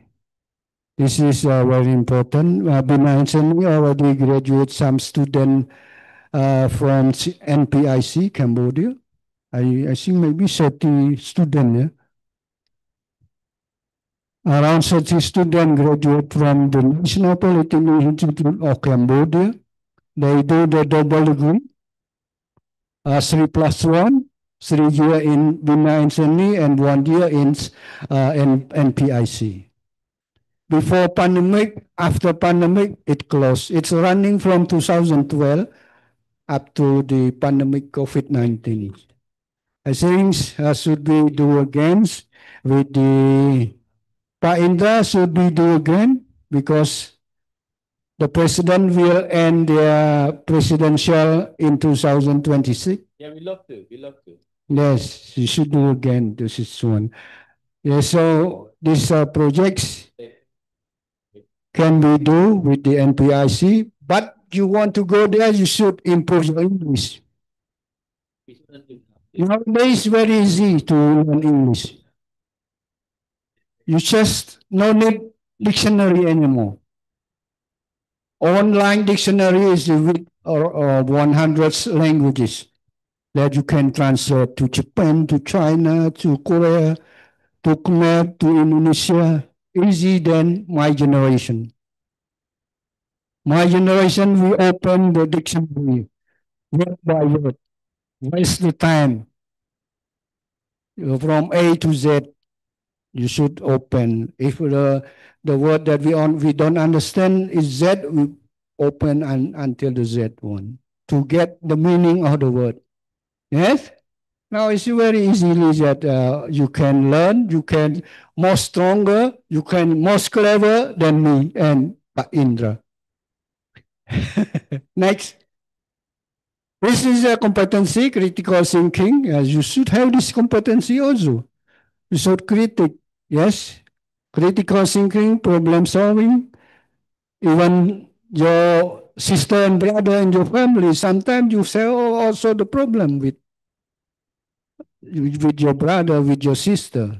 So you have that skill, problem solving, and then upgrade to the family problem, upgrade to the, what we say, institutional problem, ministry problem, country problem, and regional problem. Yes, problem solving. Creativity thinking skill, communication skill, collaboration. But do it by yourself. The first one is a communication skill. Improve your English if you want to be expert, international expertise. You should have an English. At least you have two languages, Indonesia and English. Otherwise, you don't get a good job. If you get the United Nations stuff, you get how much salary they get per month. Sorry, Mr. Vuthy. 1 minute more. Time is over. 1 minute, yes. 1 minute more. Okay. We go to the next slide. This is about the critical thinking. You can get my slide from the community because my time is limited. This is, you should, what we say, adapt it or into your own personal to get better in your life. I wish you have a good life, have good abilities to compete with the other people in the regions. We have 11 SEAMEO member country. If Asian, until now, we only 10 country. But Timor-Leste will be included soon in the Asian. So, to get this knowledge in yourself. Next. This critical creativity thinking, I think top creativity thinking, you should have this one, analytical, open minds, problem solving, and organization and communication. You should have this one also. As a leader, as the father, as the mother in the family. Yes, next. Is communication skill, you should have a lot. 1, 2, 3, 4, 5, 6, 7. Yeah?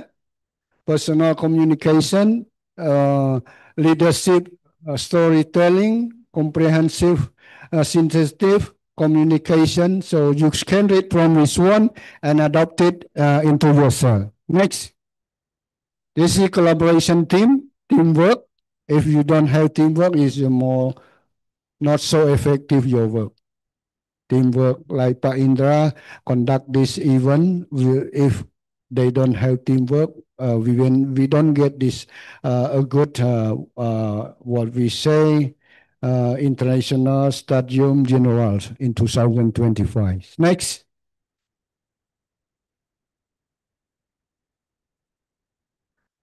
This character quality, we have a lot of. You can read by yourself. I think my time is over already.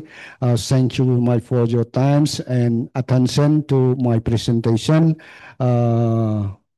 Terima kasih banyak atas perhatian dan kerjasamanya. Terima kasih.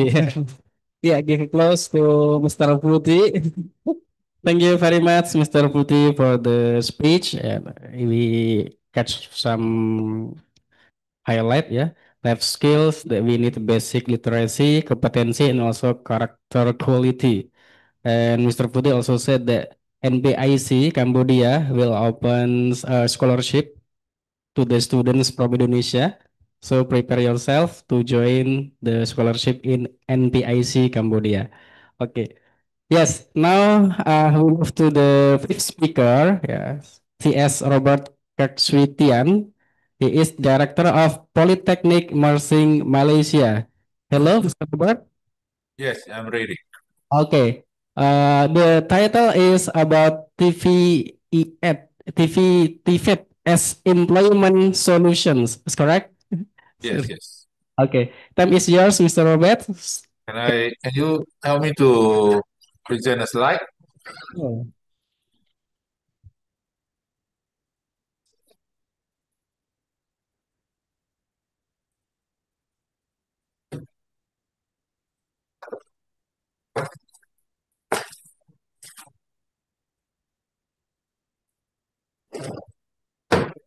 Excuse me, can you help me to share a slide? Share itu dia. Okay, yes, sir. Ada open kan? Yes, you can share the slides, sir. Oh, can you help me to share a slide that I send it to you? From the operator, you can help to share the slide, please. Kita belum dapat slide. Hello, Mr. Robert. Yes. The slide to Mr. Indra or to Mr. Adrianus? Mr. Arians. Adrianus. Yes. Okay, I will confirm to Mr. Adrianus first. Wait a minute, sir.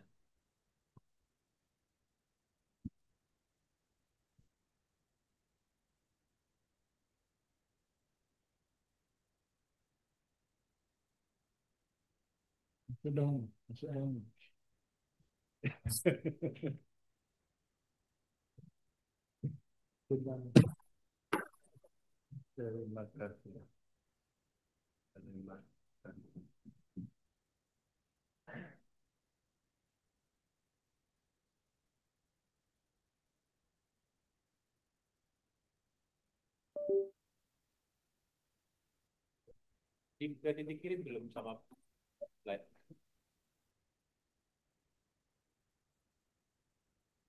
Oh iya, sudah 5 kali katanya ya. Sudah 5 kali ya. Mau. Mau.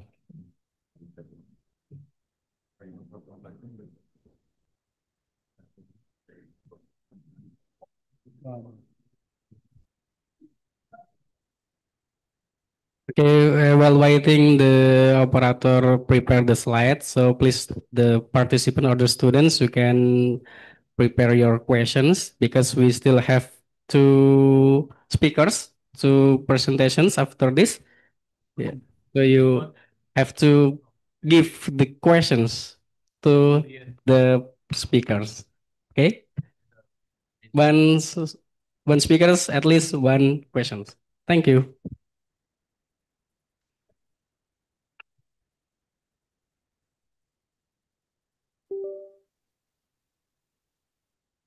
So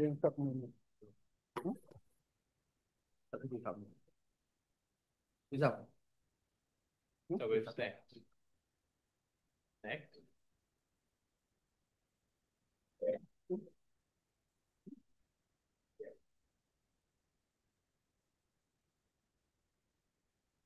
Serve yourself.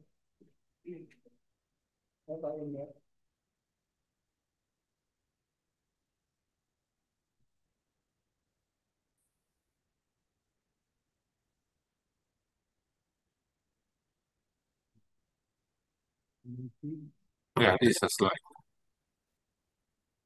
Okay, can I start now?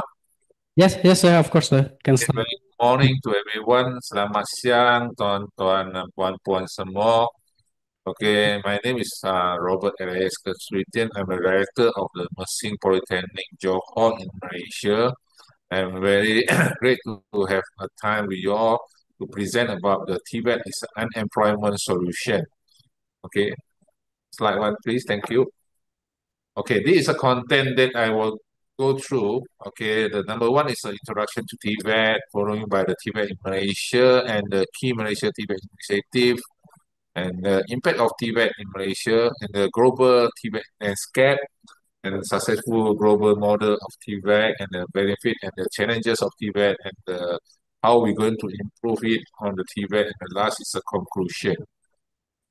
Okay, the slide one is an introduction to TVET. TVET stands for the Technical and Vocational Education and Training. Next slide, please. Okay, so everybody know that TVET is mostly we call it is a skill, hands-on skill, and directly to the workforce. And then we are focusing all the students must have a practicals and hands-on on it. And then it's cover various of fields. And then either in engineering, in culinary service, or in, mechanical, construction, electrical, healthcare, IT, and others, hospitality. So it's cover various field of this opportunity in our workforce. So TVET is aimed for preparing individual for specific trade and occupation and career at the various level. So we have several level of the we are going to certify the TVET workers. So it's combined a classroom theory and on-job learning, making graduate more job ready. So it's not only in the theory part, but TVET they provide the quite big percentage of the on-job learning or hands-on, so that the student can be graduate and making the graduate more ready for the job. So they can ready for the job, and then after they graduate from the institution, they can straight away go to the job. TVET is a key tool to arresting the unemployment and meeting industrial demand for the skilled worker. Most of the TVET institution now, they are collaborate very closely with the industry, and most of the curriculum are based on the industrial need. So after they graduate, the student will straight away and then to the industry, and then they have learned more of the skill that industrial need. Okay, so next slide, please. Okay, in Malaysia, okay, we face a youth unemployment and graduate skill mismatch issue. We have a quite numbers of the students from the university level, and then they graduate from the university, and then they study the fundamental, they study the theory, but they're having a struggle to find a job due to their lack of industrial relevant skill. Because in the university, we know that they are not very hands-on on it. They are more on theoretical part. So we're having a very big problem of graduate student in a mismatch of this issue. So we have to retrain the graduate from the university to make them more hands-on, make them more industrial relevant. So we are facing this kind of problem. So in Malaysia, the TVET, TVET is a position as a strategic solution to address the employability and economic challenge. In Malaysia, we have thousands of the TVET institution, and the employability of the TVET students is more than 95%. Compared with others academics university graduate, they only have a 70 something or 80 something percent of employability rate.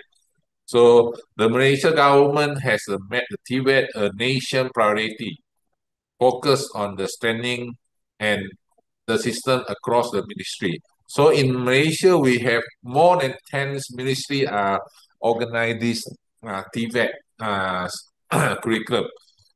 So TVET institution in Malaysia is including Polytechnic. Yes, that is where I'm working in the community college. We have a vocational college.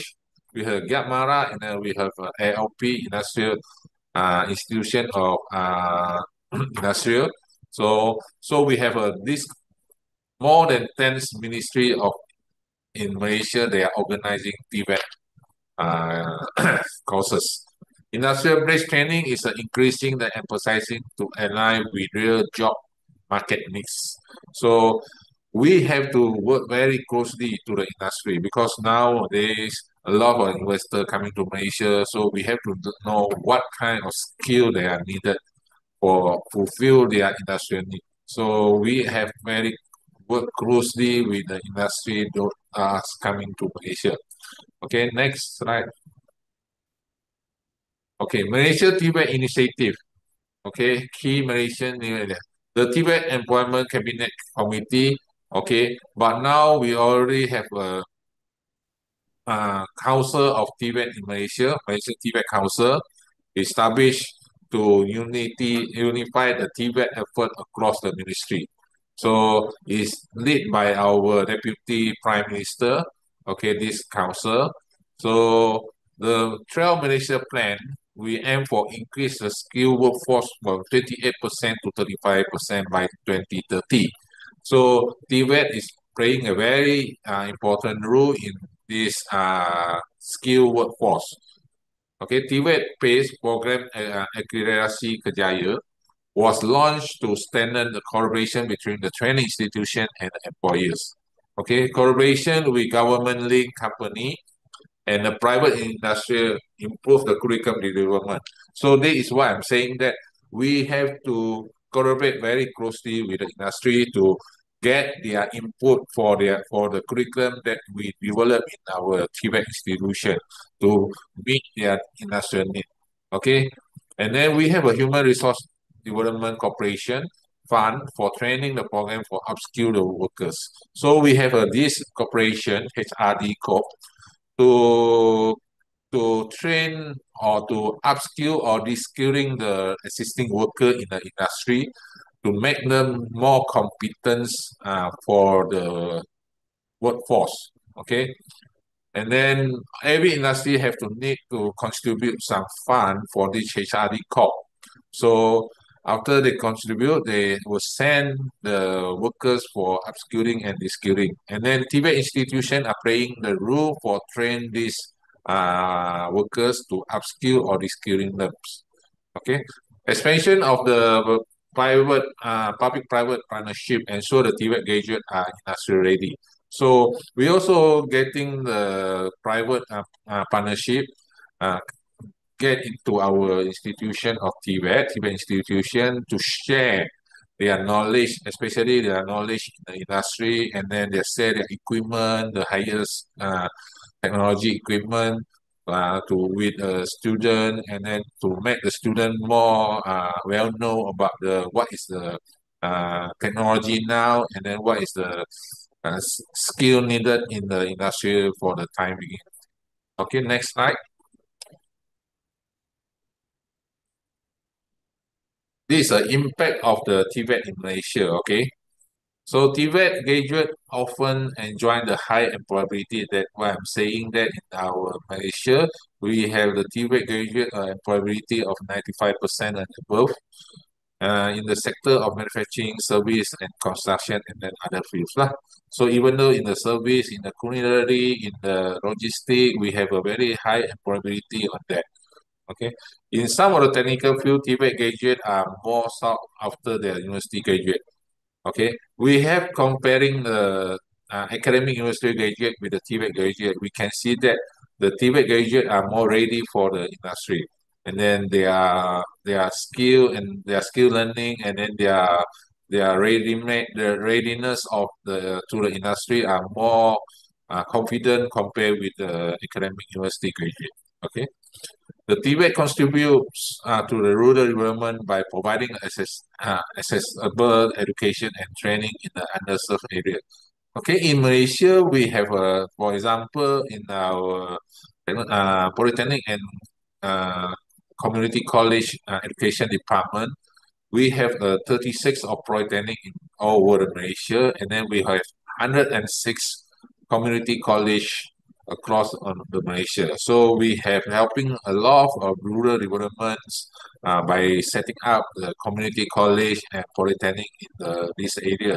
So most the student of the population from the rural area can go into the community college or polytechnic to learn their skill, to upgrade their skill and others. Okay, the key Tibet provider in Malaysia that none other than I'm saying about Polytechnic Malaysia. We have more than 30 campus. We have actually 36 Polytechnic in Malaysia. And then industrial training institution, or we call it ILP, we have almost every state in Malaysia. We have around 12 or 13 ILP in Malaysia. college vocational and community college. Yeah, we have, and what I was saying that we have 106 community college in Malaysia. Giat Mara Center under the Mara, this under our another district lah. Okay. TVET play a role in increasing the development, helping the youth from B40 and then below 40 is our Malaysia. We have a certain level of B40 is those income below 40% of our population under this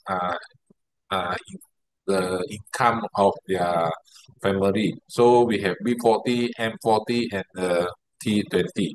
So B40 is those the family income is below if I'm not mistaken now it's 4,000 plus Malaysian ringgit. So we are helping this B40's family and the rural background access the stable career. So we set up a lot of this institution in the rural area, Malaysia. Okay, next. So after the Malaysia, we go to the global TVET landscape. Okay, we have known that in 2023 the ILO, okay, International Labor Organization already mentioned the youth unemployment in the global concerns over 73 million youth are unemployed. So we have a very big problem in this global. Okay, so many countries are facing a mismatch between education outcome and job market demand. As I mentioned earlier, not in Malaysia. I think a lot of quite numbers of countries are facing this problem. So we understand that in the university they are more focusing on the fundamental side and then they are more focusing on the theory side. But when the graduate coming out, they are having a very big problem with this job at market.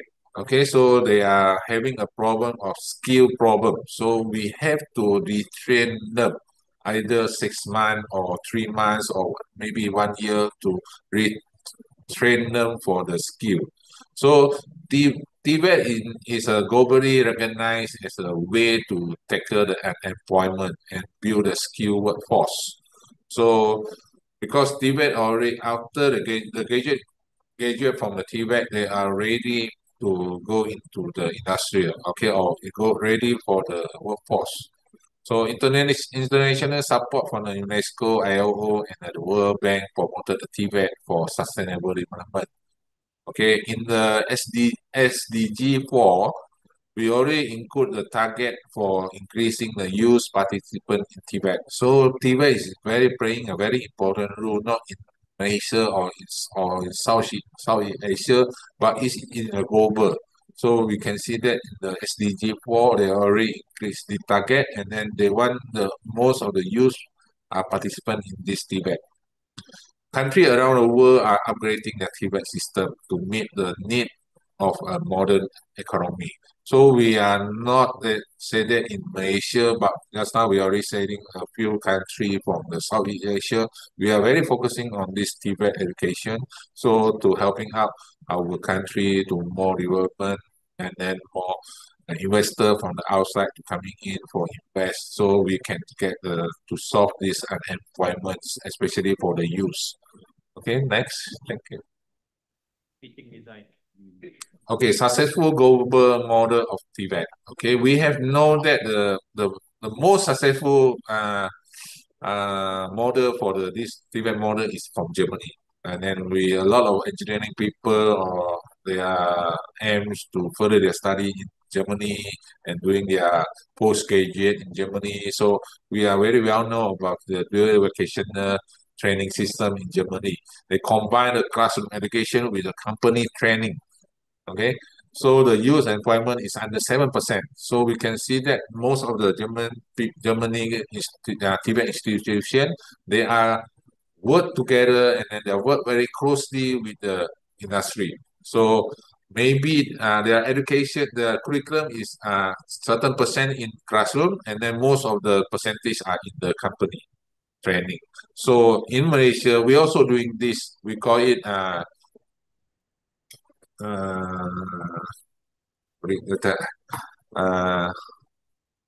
it's okay, never mind. After that, I will follow up. Okay, so in Singapore, Institute of Tibet Education, ITE.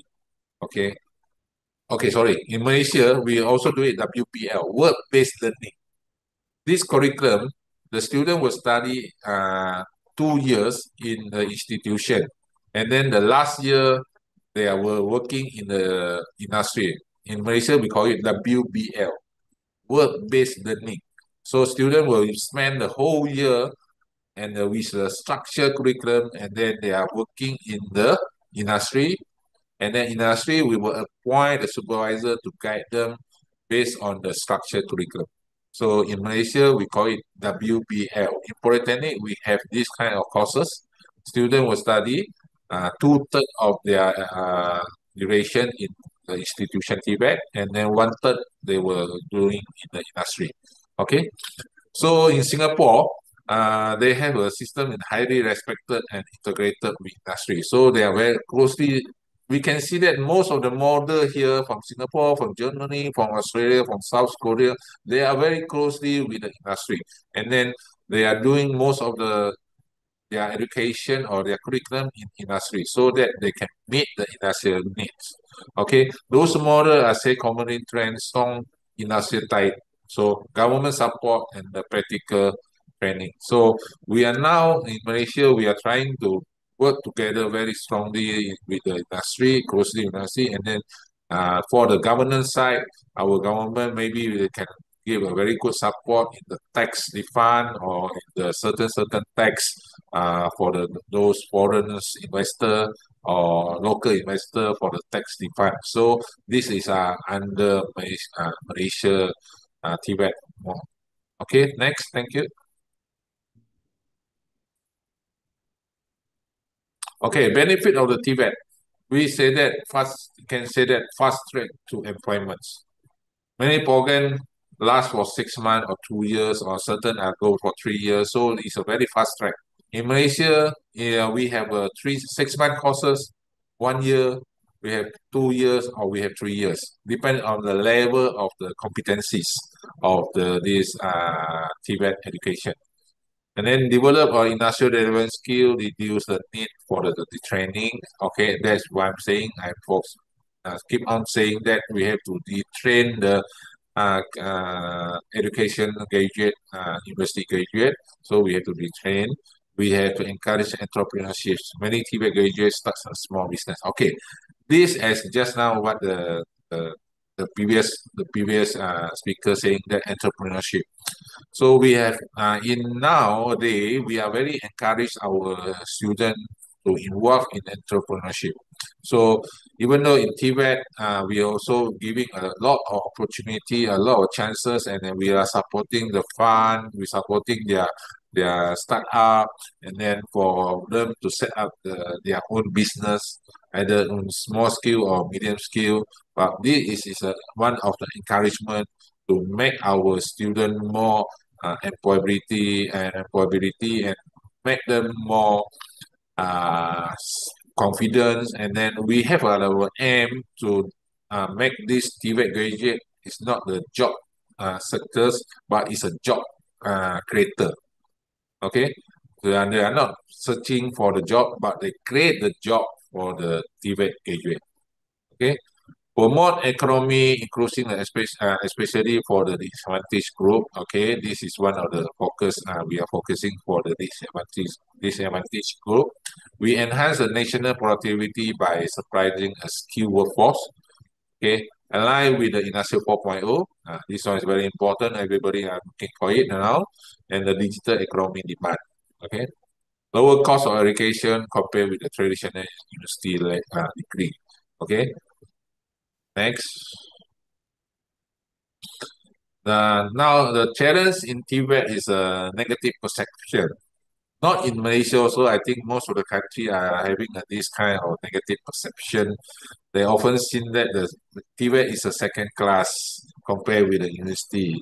Okay, so we are trying to change or trying to make their thinking different. So we putting a lot of effort to promote this Tibet, say that Tibet are more employability compared with other with the formal education at university.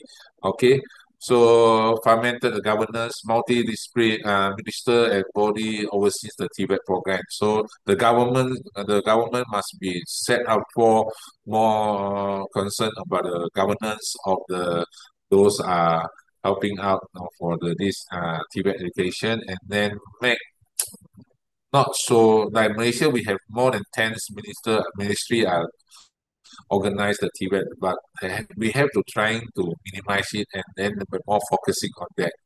Okay, limited pathway to academic advance. Okay, difficult continual for the diploma to degree. Okay, of course we know that the Tibet is Tibet education is the limited pathway for them to further their study, especially in the degree or master or PhD. But we are slowly changing it, and then we have slowly create the pathway for them, because in Malaysia we have a body to certify their competencies. So we call it SKMs, Malaysia skill educate skill body to certify their skill, okay, their skill with a certain level, from the certificate level to diploma level to degree to master to PhD level. Okay, so we have called it skill combiner Malaysia. Okay, we have skill combiner Malaysia from level 1 to level 6. So level 1, 2, 3 is equivalent to certificate. Level 4 is equivalent to diploma. 5 is 6 equivalent to degree, 7 to master, and then we have 8 now equivalent to PhD holder. Okay.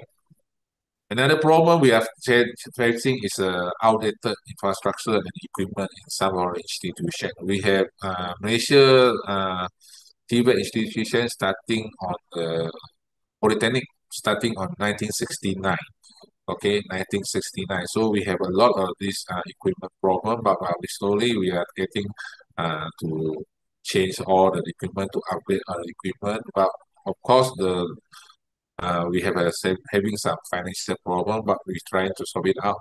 Okay, lack of awareness among the student and parents about the Tibet career prospect. Okay, parents are thinking that, and what I'm saying, the negative perception, okay, of the Tibet. They are thinking those are doing Tibet, they are further study Tibet is not good students. They are having a problem. These all problem students are taking this Tibet. Okay, but now we have to change their perception.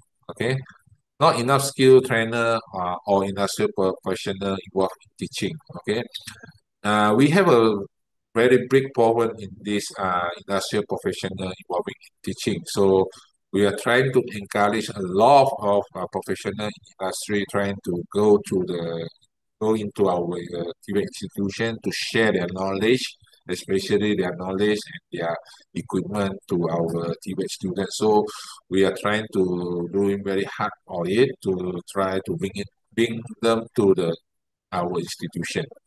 Okay, next. Inconsistent curriculum quality and assessment standard. Okay, we are quite number of no, before the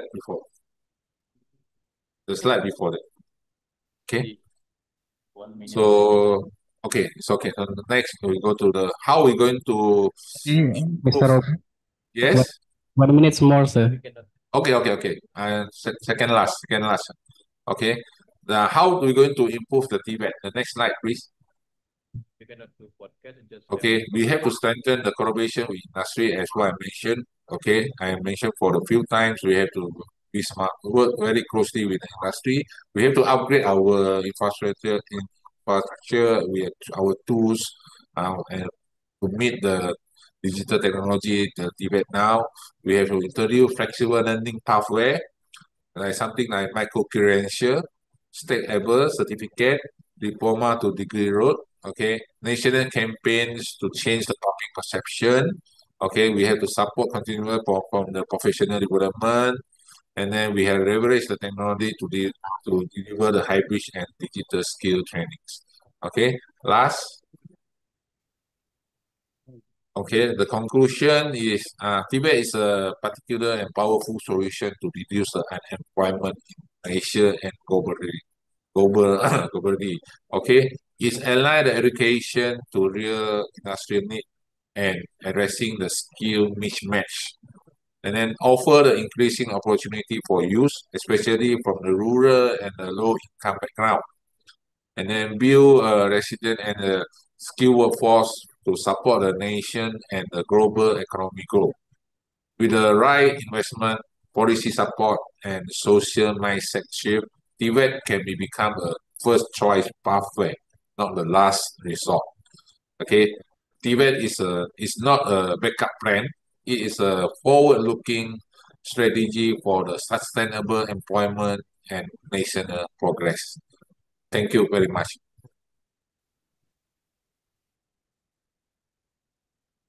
Thank you very much, Mr. Roberts. Yeah, Mr. Robert just explained about TVET, technical and vocational education and training. So there are some benefits of TVET. Yeah, fast track to employment, develop industry, and encourage entrepreneurships. Okay, now we move to the last speaker. Yeah, Mr.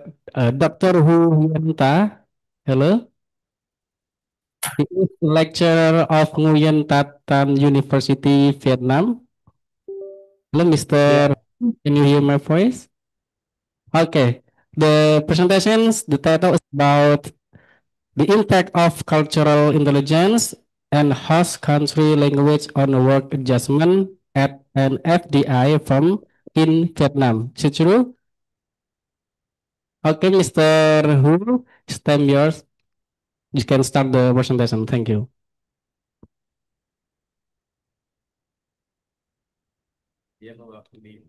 Yeah, can you see my screen now? Yeah. Yes, sir. You can see the slide. Yeah, thank you.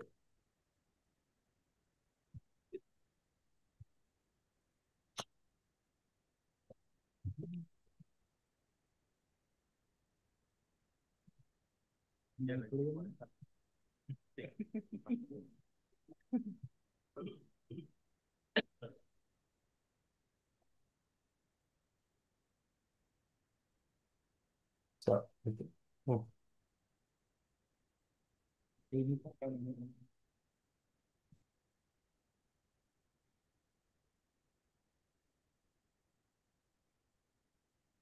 So can I start now? Okay. Yeah. Yes, sir. You can start now the presentation. Okay. Yeah, thank you. Yeah.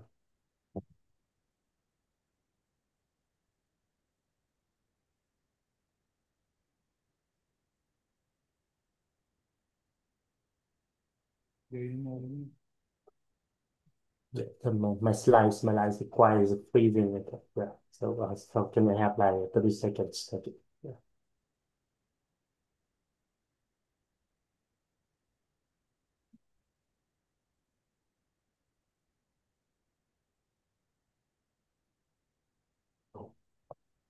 So, dear professor, faculty members, I extend my warmest wishes for good health and my deepest gratitude to Professor Indra Muis, the Rector of Bina University, Dr. Salahuddin, the head of the organizing committee and the organizing committee of the International Stadium General on Higher Education Graduate Employability at Bina Insani University in Indonesia. Okay, so my my topics, okay, I'm going to talk about the impact of cultural intelligence. So I would like to have the communication with the students. Yeah, I know there are a lot of Indonesian students at Indonesian University, Indonesia here. So now I would like to give a short explanation about cultural intelligence through these following slides. Okay. So today we are facing the diversity. We are, that in the working environment nowadays across the Asian country, we are from different nationalities. We have different religions. We have different culture with different competencies, different ages, right? Okay, and even we have different values, we have different education, we also have different motivations. So diversity, okay, is a good, okay, but it is also the source of many problems. Because why? Because we have multiple perspectives, right? So diversity, it can lead to multiple perspectives, how we see the world.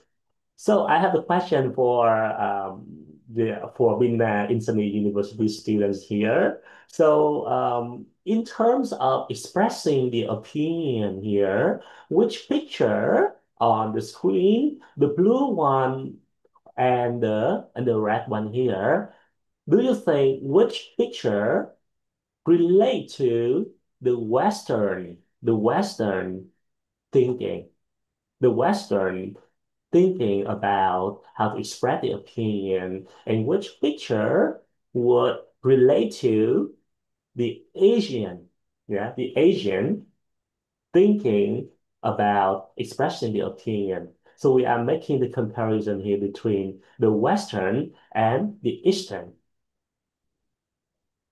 The Western is blue one, maybe, sir.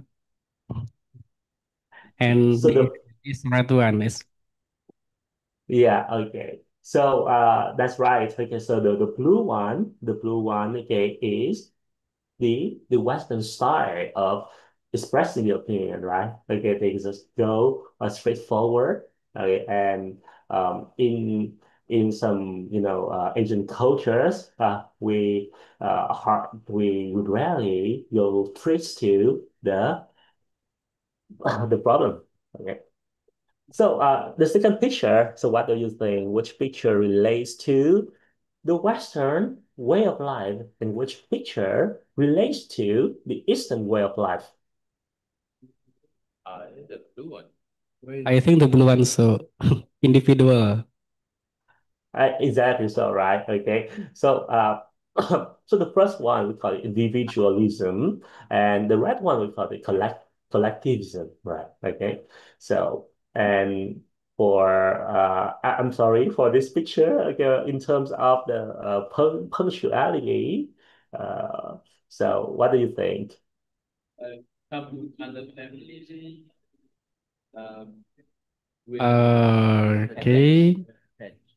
Maybe the red one, maybe.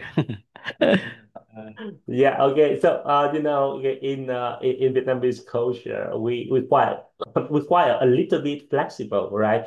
For the time, okay. We don't need to be like exactly punctual, right? Okay. Compared to the Western style of punctuality, right? Okay.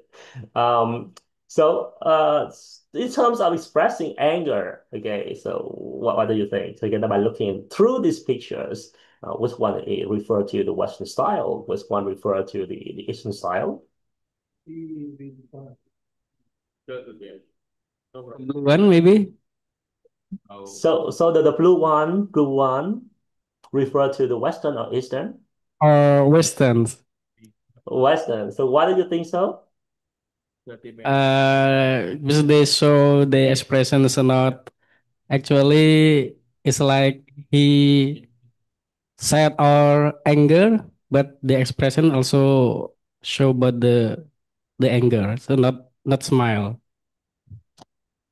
All right. Okay. So this is just express what they are thinking, right?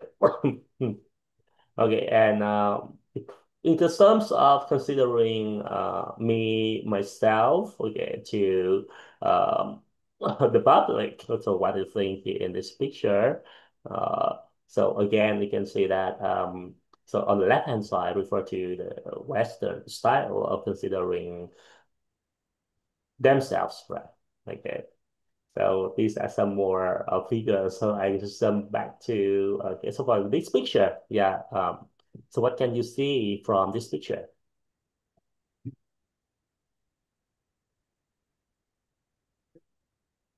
The boss. Was maybe in the red one is dominate, but the blue ones participative to the organizations. Yeah, so we're talking about a power distance, right? The power distance between the boss and the employees, right? Okay. So we have in Western culture, we may have a lower power distance, but in the Asian working culture, corporate culture, we have like a very big power distance. So cultural intelligence, okay, start with what? Start with about the knowledge, okay, about the knowledge of the uh, the knowledge about the diversity that we acknowledge that there are multiple per perspective. And when working internationally, cultural intelligence should play a very important role, okay, for the successful adjustment of any employees. So that's so my topic is the impact of cultural intelligence on the work adjustment, okay, of the expatriates currently living in Ho Chi Minh City, Vietnam. Okay. So my presentation has four sections with introduction, the literature review, research methodology, and the finding. So multiple multinational companies significantly contribute to Vietnam's economy, employing a large number of expatriates. As globalization increases, these professionals must develop skills to navigate the multicultural environments effectively. The diversity of backgrounds among expatriates lead to differences in cultural awareness and work style, creating challenges such as conflict and stress. Okay. So a study conducted in the city of Hue, Vietnam, found that expatriates often face challenges related to cultural differences and language proficiency. And this barrier can hinder social integration and contribute to feeling of isolation among expatriates. And the research emphasized that expatriates who actively engage with the local community and make the effort to learn the Vietnamese language tend to experience better adjustment and reduce stress level. Okay, so in light of this, this research utilize the helpful conservation of resources theory. It helps explain how individuals cope with stress by utilizing and acquiring resources. So in the context of expatriates, cultural intelligence is a key resource that enhances adaptation and performance. Cultural intelligence defined as the ability to function effectively in multicultural environments plays a critical role in expatriate adjustment. Expatriate, I was like to explain to the student, expatriate is, the people who live and work in another country, and that we call expatriate. It helps expatriates achieve psychological well-being and social cultural integration, effective adjustment driven by cultural intelligence and the host country language capability, improve expatriate work performance, overall integration into the new cultural context, and making it a crucial factor for multinational success. So the specific I'm sorry. Yeah, the weather here is quite cold, so I'm having some kind of cough. Yeah. The study through logistic regression and maximum likelihood estimation aim to examine how expatriate professionals in company in Vietnam leverage their resources, such as cultural intelligence and Vietnamese language proficiency, to adapt effectively to that new environment. Specifically, it measures the relationship between the expatriate achieving medium to high level of work adjustment their cultural intelligence and Vietnamese language proficiency. So the research question, as you all Indonesians and Asian students may know, is the DNA. They call it DNA of the whole research. So whenever we do research, so we should be very clear about the research question. So the research question here is the likelihood of an expatriate achieving a medium to high level of work judgment influenced by their cultural intelligence, Vietnamese proficiencies, and other demographic factors.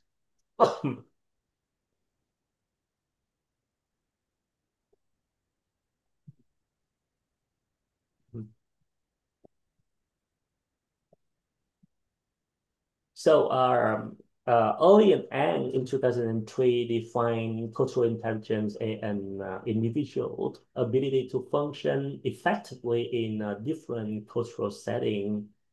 As you might see on the right-hand side, and you all can get this, the graph here by just going to the Hofstede Hofstede website.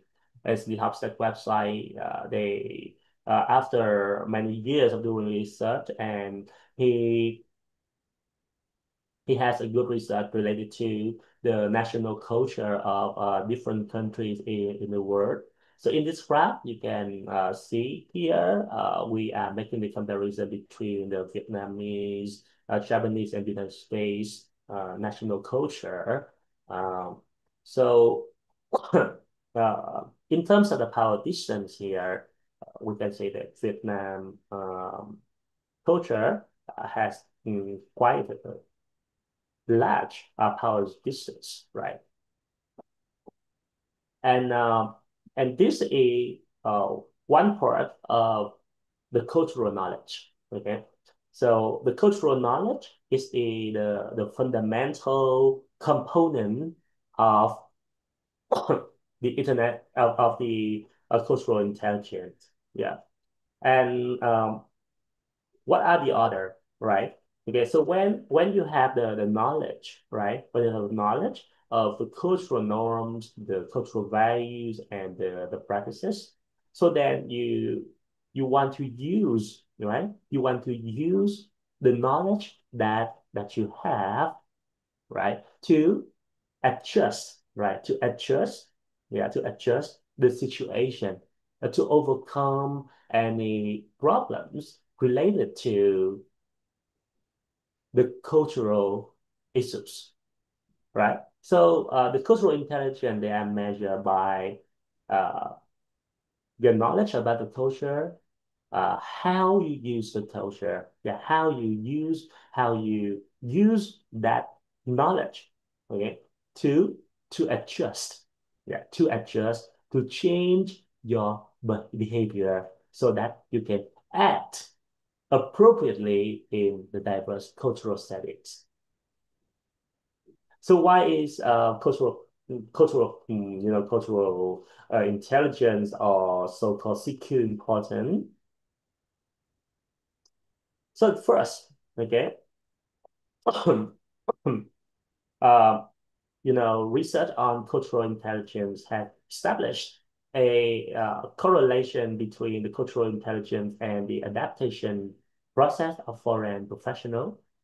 And cultural intelligence directly influences the adaptation of foreign professional by facilitating their adjustment to work environment.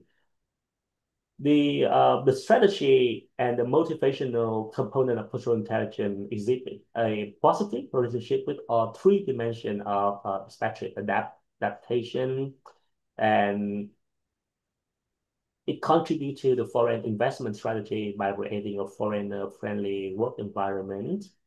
Moreover, a study by University of Economics of Ho Chi Minh City showed that cultural intelligence positively influenced job performance in multinational companies in Vietnam. So I have just presented some information related to the importance of learning about different cultures, and I think that is extremely important in today's work environment.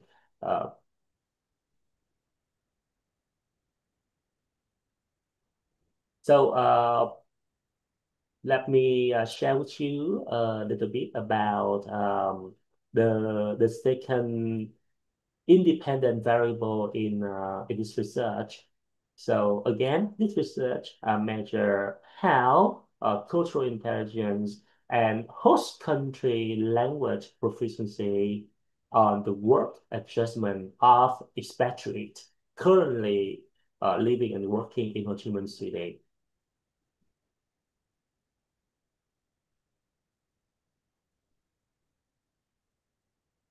So numerous studies indicate that learning the host country's language due to primary benefit. So first, it enhances the interaction between the foreigners and the local residents. And second, it plays a crucial role in building trust. Acquiring a host country language enables the foreigner to engage directly with local without relying on the interpreters, allowing them to grasp the nuanced meaning in the local language and thereby facilitating more effective communication. And company able to communicate with customer in the native language are likely to lose competitive advantages compared to their rivals. Feldman and Thomas observed that interaction between the locals and foreigners who actively learn the host country language foster the mutual respect, understanding, and so increasing the likelihood of successful international agreement.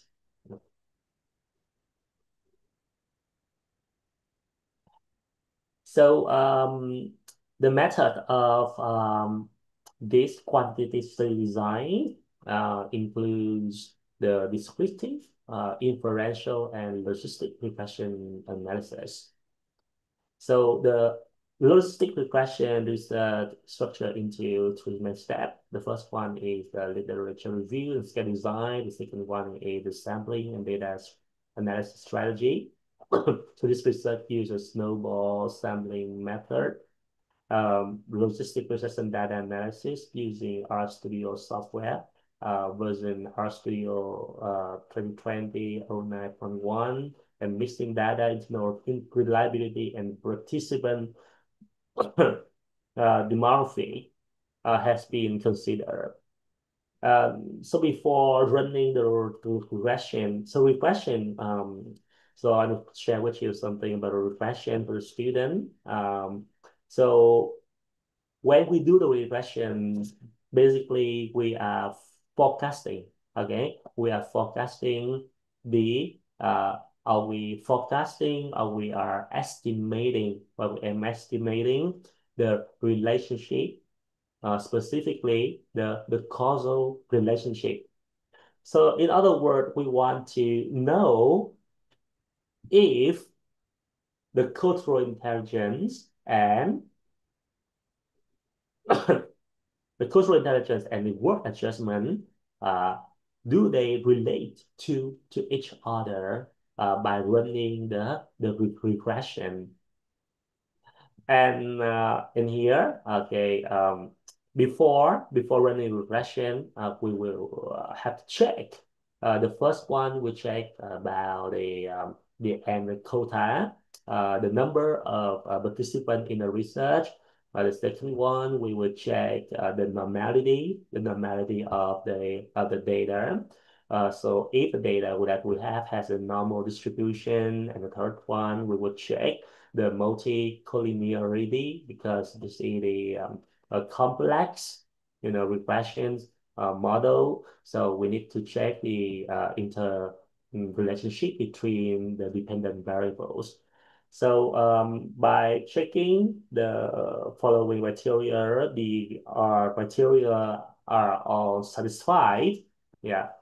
And so here's the findings of my research. So you can see that the people who participate in the research, they have the mean value at a moderately high level, approximately 3.5 out of 5. And this suggests that participants perceive cultural intelligence ability as moderate. However, a study recorded a below average self-assessment of Vietnamese language proficiency, only 2.8 out of 7, and the overall cultural intelligence index for foreign worker had a mean value of 3.541 with a standard deviation of 0.6114. So to investigate the extent to which cultural intelligence, Vietnamese language proficiency, and gender influence the likelihood of foreign worker achieving moderate to high level of job adaptation, this study conducted a logistic regression analysis. So in this equation, the dependent variable is the work adjustment of the expatriate, while the independent variable are the cultural intelligence score, the Vietnamese language proficiency, and other demographic factors. Yeah. So, and you can see on the screen, this is the logistic regression equation. Yeah. And the results show that, according to the model, the log of the art of an expatriate experiencing a medium to high level of work adjustment was positively related to his level of cultural intelligence, Vietnamese proficiencies, and gender. And other demographic factors show statistically insignificant results with p-value greater than 0.05. So in other words, the higher the level of cultural intelligence and Vietnamese proficiency, the more likely it is that an expatriate experience medium to high level of work adjustment. Given the same level of cultural ability and Vietnamese language proficiency, male expats were more likely to be moderately to highly adjusted than their female counterpart. The logistic regression results are often difficult to interpret using odds ratio, as they do not provide a clear probability-based understanding of relationship. And to address this, alternative measure like marginal effect and predictive probability offer more intuitive interpretation. So this is the interpretation from the result. So a 1 unit increase in CQ, cultural intelligence, lead to a 15.6% increase in the probability of expatriate, adjusting well with a statistically significant p-value of less than 0.05. Similarly, an increase in Vietnamese proficiency is associated with a 9.33% increase in the likelihood of work adjustment.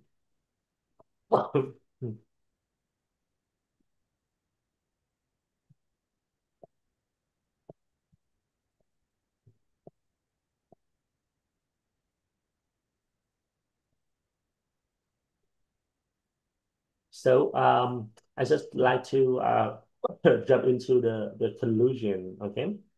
So this study investigated the factor influencing work adjustment among foreign employees in Vietnam, with a particular focus on cultural intelligence, Vietnamese language proficiency, and demographic characteristics. The results show that there exists a significant relationship among these variables, and this highlights the critical role in supporting the foreign workers, also called expatriate, in adapting to the diverse workplace environment. So The findings indicate that higher level of cultural intelligence and greater proficiencies in Vietnamese significantly enhance the likelihood of achieving the higher levels of work adjustment. Specifically, each 1 unit increase in CQ lead to a 15.6% increase in the probability of effective adjustment, while improvement in language skill contribute to a 9.23% increase. And these results underscore the essential role of cultural awareness and language competence in facilitating the smoother transition for foreign employees. Moreover, the study here identified a marked gender difference with male workers, demonstrating significantly higher adjustment level compared to their female counterpart. And this highlights the importance of incorporating gender consideration into the support program for foreign employees. So this comes to the conclusion of my presentation. So please, I welcome any questions. Thank you so much. Okay, thank you very much, Mr. Huu-Hien, for the presentations. Yeah. Okay, now we move to the discussion session. So we open questions. Yeah. One question from female and also one question from male students. So please give your questions. Raise your hand, please. Hello?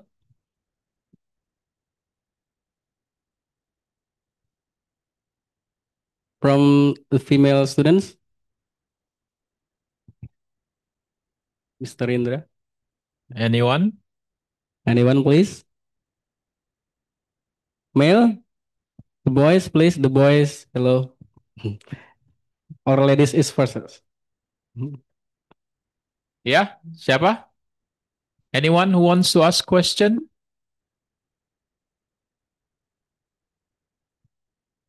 No, there is no question.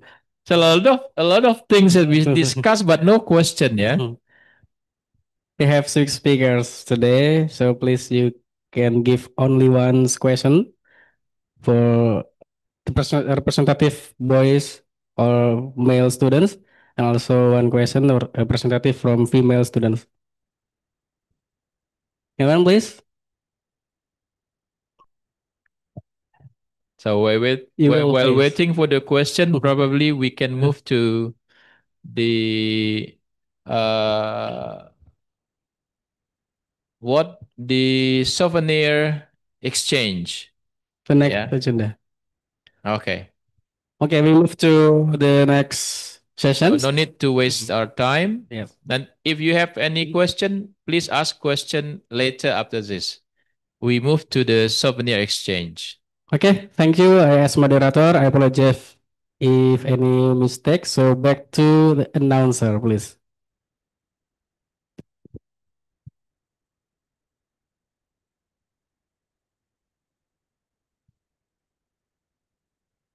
Yeah.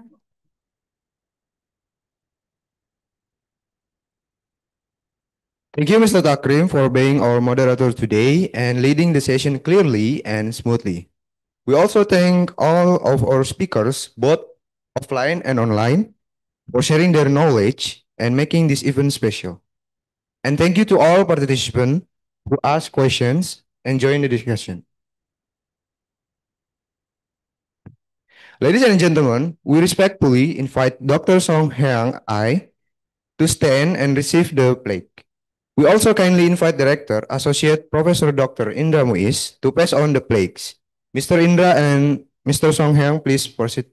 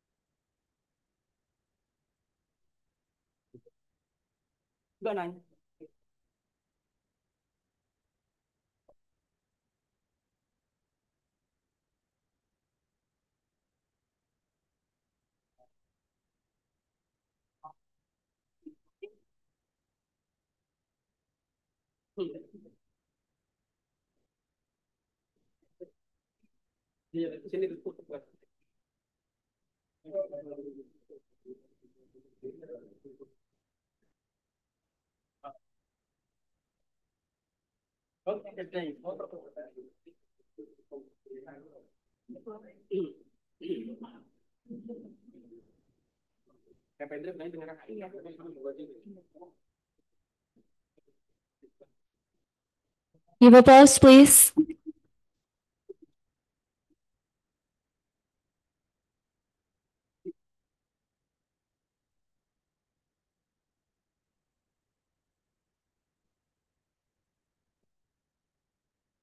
Ladies and gentlemen, we are now approaching the end of our event.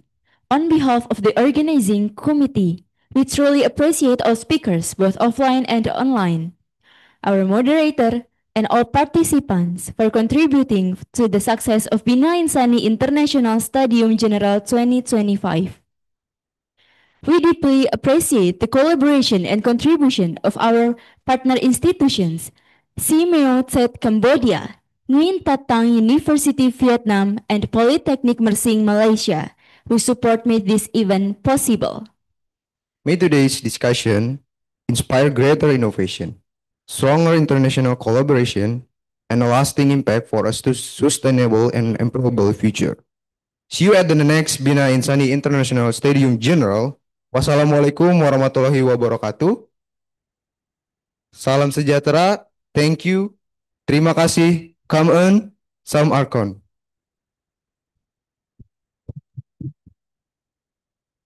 Terima kasih. Yeah, thank you so much. Yeah.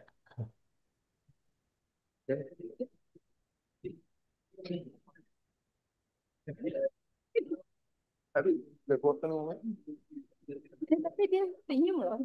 Tahun A.